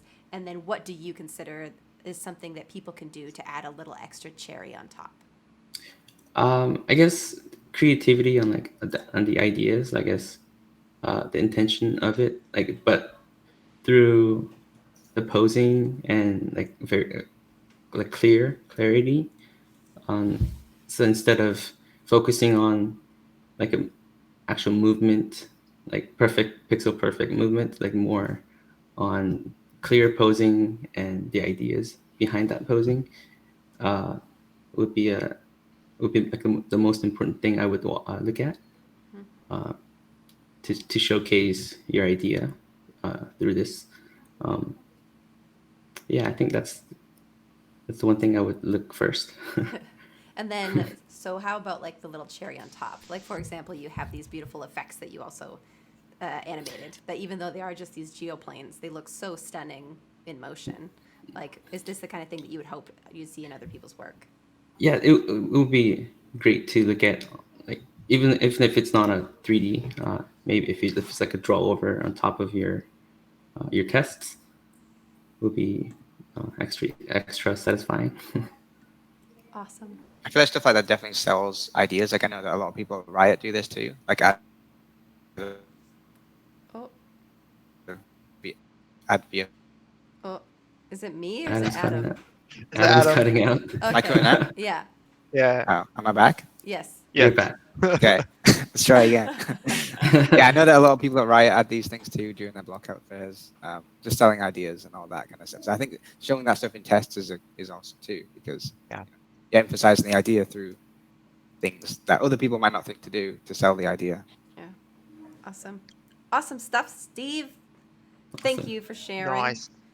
And Thank moving you. on, Yeah. last but certainly not least, T for Tyler, Anthony. Hi guys. Hi stream. Hello. Thank you for sticking with us so long. Yeah, this is we're running a Here we little are bit over long. time. But Just a little over time though. Doing pretty good though Got this 5 time. seconds. Yeah. Doing pretty I'll good. try to be quick. For me, my journey through Riot is a lot different than everyone else's. I was actually brought on as a contractor, so between my first interview and actually starting at Riot, I felt like it was 2 to 3 weeks. My memory might be off on that, but it was super fast. I didn't get a choice of rigs. I didn't get. My prompt was Akali respawn. That's it. So for this, it was actually they wanted it to be a kind of a dance. So at first I started to make it more like Akali. This was pretty fresh after her rework, so I really wanted to make her feel combative and like a ninja, and they wanted it to feel more dance-like. This was before I knew that she was going to be in KDA. So I think I looked at a lot of K-pop references. So a lot of these moves are actually from K-pop, but I felt like if I would have known specifically what the prompt was, I would have started with dance and try to fit more combative elements into it. I don't know if anybody has any questions. I do want to. I was saving a question for you. Would it be possible to get a tidbit about your experience after you graduated, but before you got your job at Riot? That's. It doesn't have to be a tidbit. You can just go into your journey, because I think it is so different than most of ours. So. Yeah, I went to school for game design and development. This was quite a long time ago. I was like the second class. This was right when it started. It was very new. That was 3 years straight, and then I did Animation Mentor after that. After I finished Animation Mentor, it took me 2 entire years before I got my first animation job. I have a lot of stories about that, but yeah, it took me a long time, a lot of applying, a lot of rejection before I got my first job. And it 6 years animating is when I started at Riot. So it took me 7 years of animating before I got my first full-time job. I had just done freelance and contract that entire time. Yeah, so animation for me might not come as easily as other people, but I work really, really hard at it because I love games. I love working in games. I love game design. Yeah. That's cool that you came from a game design background. I think a lot of people don't always just. I feel like a lot of people do kind of fall into animation in somewhere, in like from game development backgrounds or like multimedia backgrounds, or like me, I did web design and then now I'm an animator. It's like it's cool to see different backgrounds. Not everyone just goes to animation school and then is an animator right after, Yeah. right? For me, it's like I'm an animator because I want to make games. I'm not in games because I want to be an animator. That's a really good distinction. And I think that is something that sets a lot of people who stand out in particular, sets them apart in interviews. Like if we're looking at a bunch of people who are like all the same skill level, and you have like 4 people and 3 of them say they want to be an animator and one of them says they want to be a game developer, I think, at least for me, maybe I'm very biased because I feel that way too, but that I think makes you stand out, because once you get on the job animating in games, I do think there are so many more moving pieces than just your day-to-day work as an animator, that having the drive to want to talk to all these different departments and work with all these different people, that feeds in so much to your animation work, that wanting to make games, like, I feel like if you're more interested in the game than you are in the animation, you will possibly be less like married to your work, or like less inclined to like make things really long and drawn out to make the most beautiful animation, but it makes the gameplay feel smudgy. Like wanting to make games, I think, is such an important part about animating in games, that I think it's really good. Looking at your animation test, one of the things I want to say that I think really stands out to me about like the success of it, like you have a couple really strong poses in there, but you move the feet a lot. Like she's doing all this interesting footwork, and I think especially for something like a respawn, a lot of people might like sort of like pop her up, but then like plant the feet almost where they're going to be and then do some arm things, and moving the feet around as much as you are, and they do feel like solidly planted. I love this moment here where she has sort of like the almost like that bowling like leg cross behind the other one, like doing a lot of interesting things with the feet, and the weight doesn't feel like it's off while you're doing it. I think shows that's like, I love seeing good footwork in animation, so I love seeing that you're doing interesting things in the lower half of the body through this animation. I wanted to call out that I love this is like a, what's the opposite of a pet peeve? A pet thing that I like is people who like animations that return to idle really nicely and like so slickly, like the way that she goes back to the idle pose out of this. So there's like this final pose where she has her legs crossed, which is actually quite a bit different from her default pose. And then you have this nice little hop, and it doesn't just end at idle pose. It like overshoots really nicely. There's like a little settle out in the dagger, but it's fast, but feels very like slick, very smooth and slick. A lot of animators in games come and they just hit the idle pose and they're done. I even see that in a lot of tests, right? And it's just like such a subtle thing, but the way that she just sort of gently, and none of it happens at the same time. Like there's the feet first, one foot hits before the other foot, then the body sort of comes down and forward, overshooting, and as the body's coming back up to its final position, the arm is settling in and overshooting, and then the dagger is sort of the last thing to move. It's just really well done, and everything's sort of offset in a really organic way that feels really smooth and nice. So Feels comfortable. yeah, it feels very natural. Like, The one thing I always have to remind myself is not to rush back to idle, because it's often in my mind I'm always like, oh, I need to get back to idle as soon as possible, but you don't really, because if someone's not moving, then they're not moving.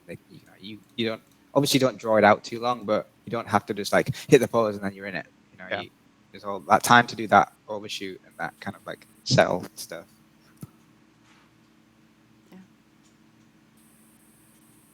Good.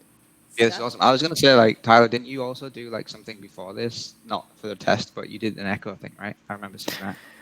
Yeah, I remember the Riot contest Chris was talking about, and I looked back at my first entries, and wow, those were bad. And I took place in the second contest, and then Jason Shum used to do an anim break, and he used to do contests, and I spent a lot of time on an echo piece, and he helped me out with that. It really helped me get more familiar with the Riot style. Yeah, that's awesome. I remember seeing it. Really good. Link it in the chat. Link it in the chat. You don't have to, but if you want to. It's my pinned tweet on Twitter. Oh, nice. So speaking of which, I think that is a really good transition because we are a little bit over time here. Rats, thank you so much for hanging out and taking your time on this Tuesday morning. Wonderful work, showing off early work especially. Tough stuff, but super fun and I think really good for everybody to see. So thanks for hanging out today and chatting. Can we get rats in the chat for all the rats? Would be very nice. Also, big rats in the chat for Rattlesnake, who was there hanging out, answering tons of questions that we definitely couldn't answer about especially specifically the intern stuff and a lot of the nuance of job application. Thank you so much for joining us, Allison. We really appreciate you being here.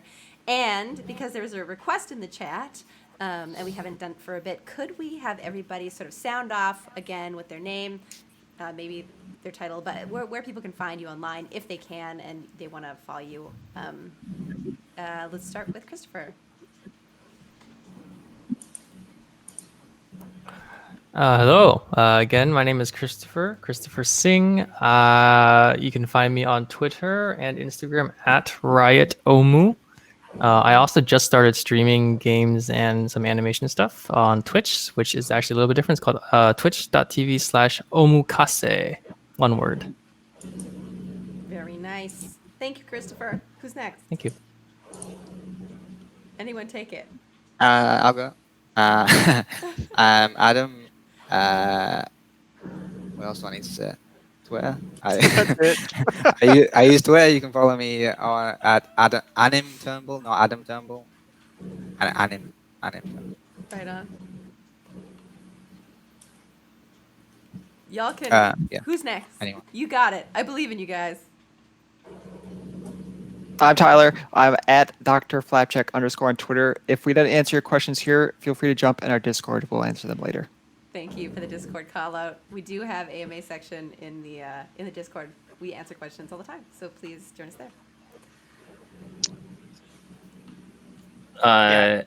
I'm Skylar Sura. I'm old. I don't have much social media, so you can friend me on League of Legends. I'm Reach number 4, the Skylar, and I'll play League of Legends with you.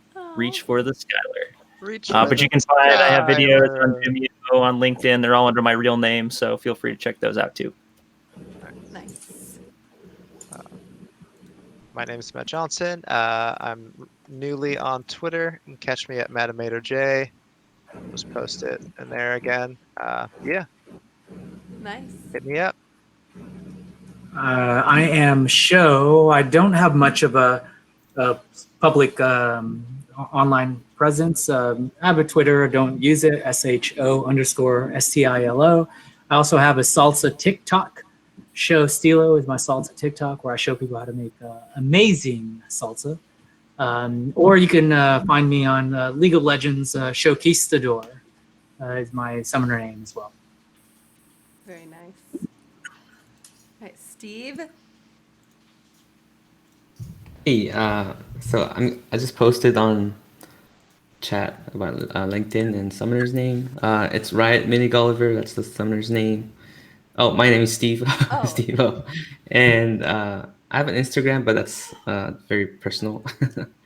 Okay. Life Instagram. If you want to follow me, I'll post it. Yeah, I want to see your personal life, Steve. Yeah. What's your all my phone number babies and what's your address? And Your Yeah. LinkedIn didn't work because you're not a mod, so I'll have to add you as a mod. So we're gonna have to relink your LinkedIn if somebody Okay. posts that. Nice. Because I'm not proficient enough to be able to figure out how to do it from this screen. And then thank you, Steve. My name, once again, I'm Lana Bashinsky. You can find me on Twitter, Instagram. Twitter's definitely the best one. I am at Latiani.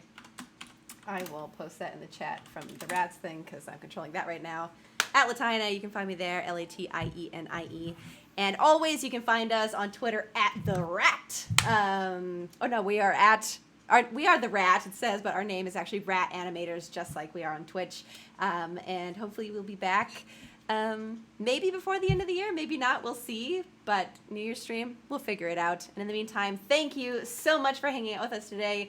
We had so much fun. I hope you guys did. I had so much fun. I'm saying we because if they had a bad time, they can talk to me about it later. But thank you so much for all your questions. Please hang out with us on Discord, Twitter, etc. It's great. Rats. Rats. That's. Later. Bye. Thanks, everyone. See you, everybody. Thanks for joining us.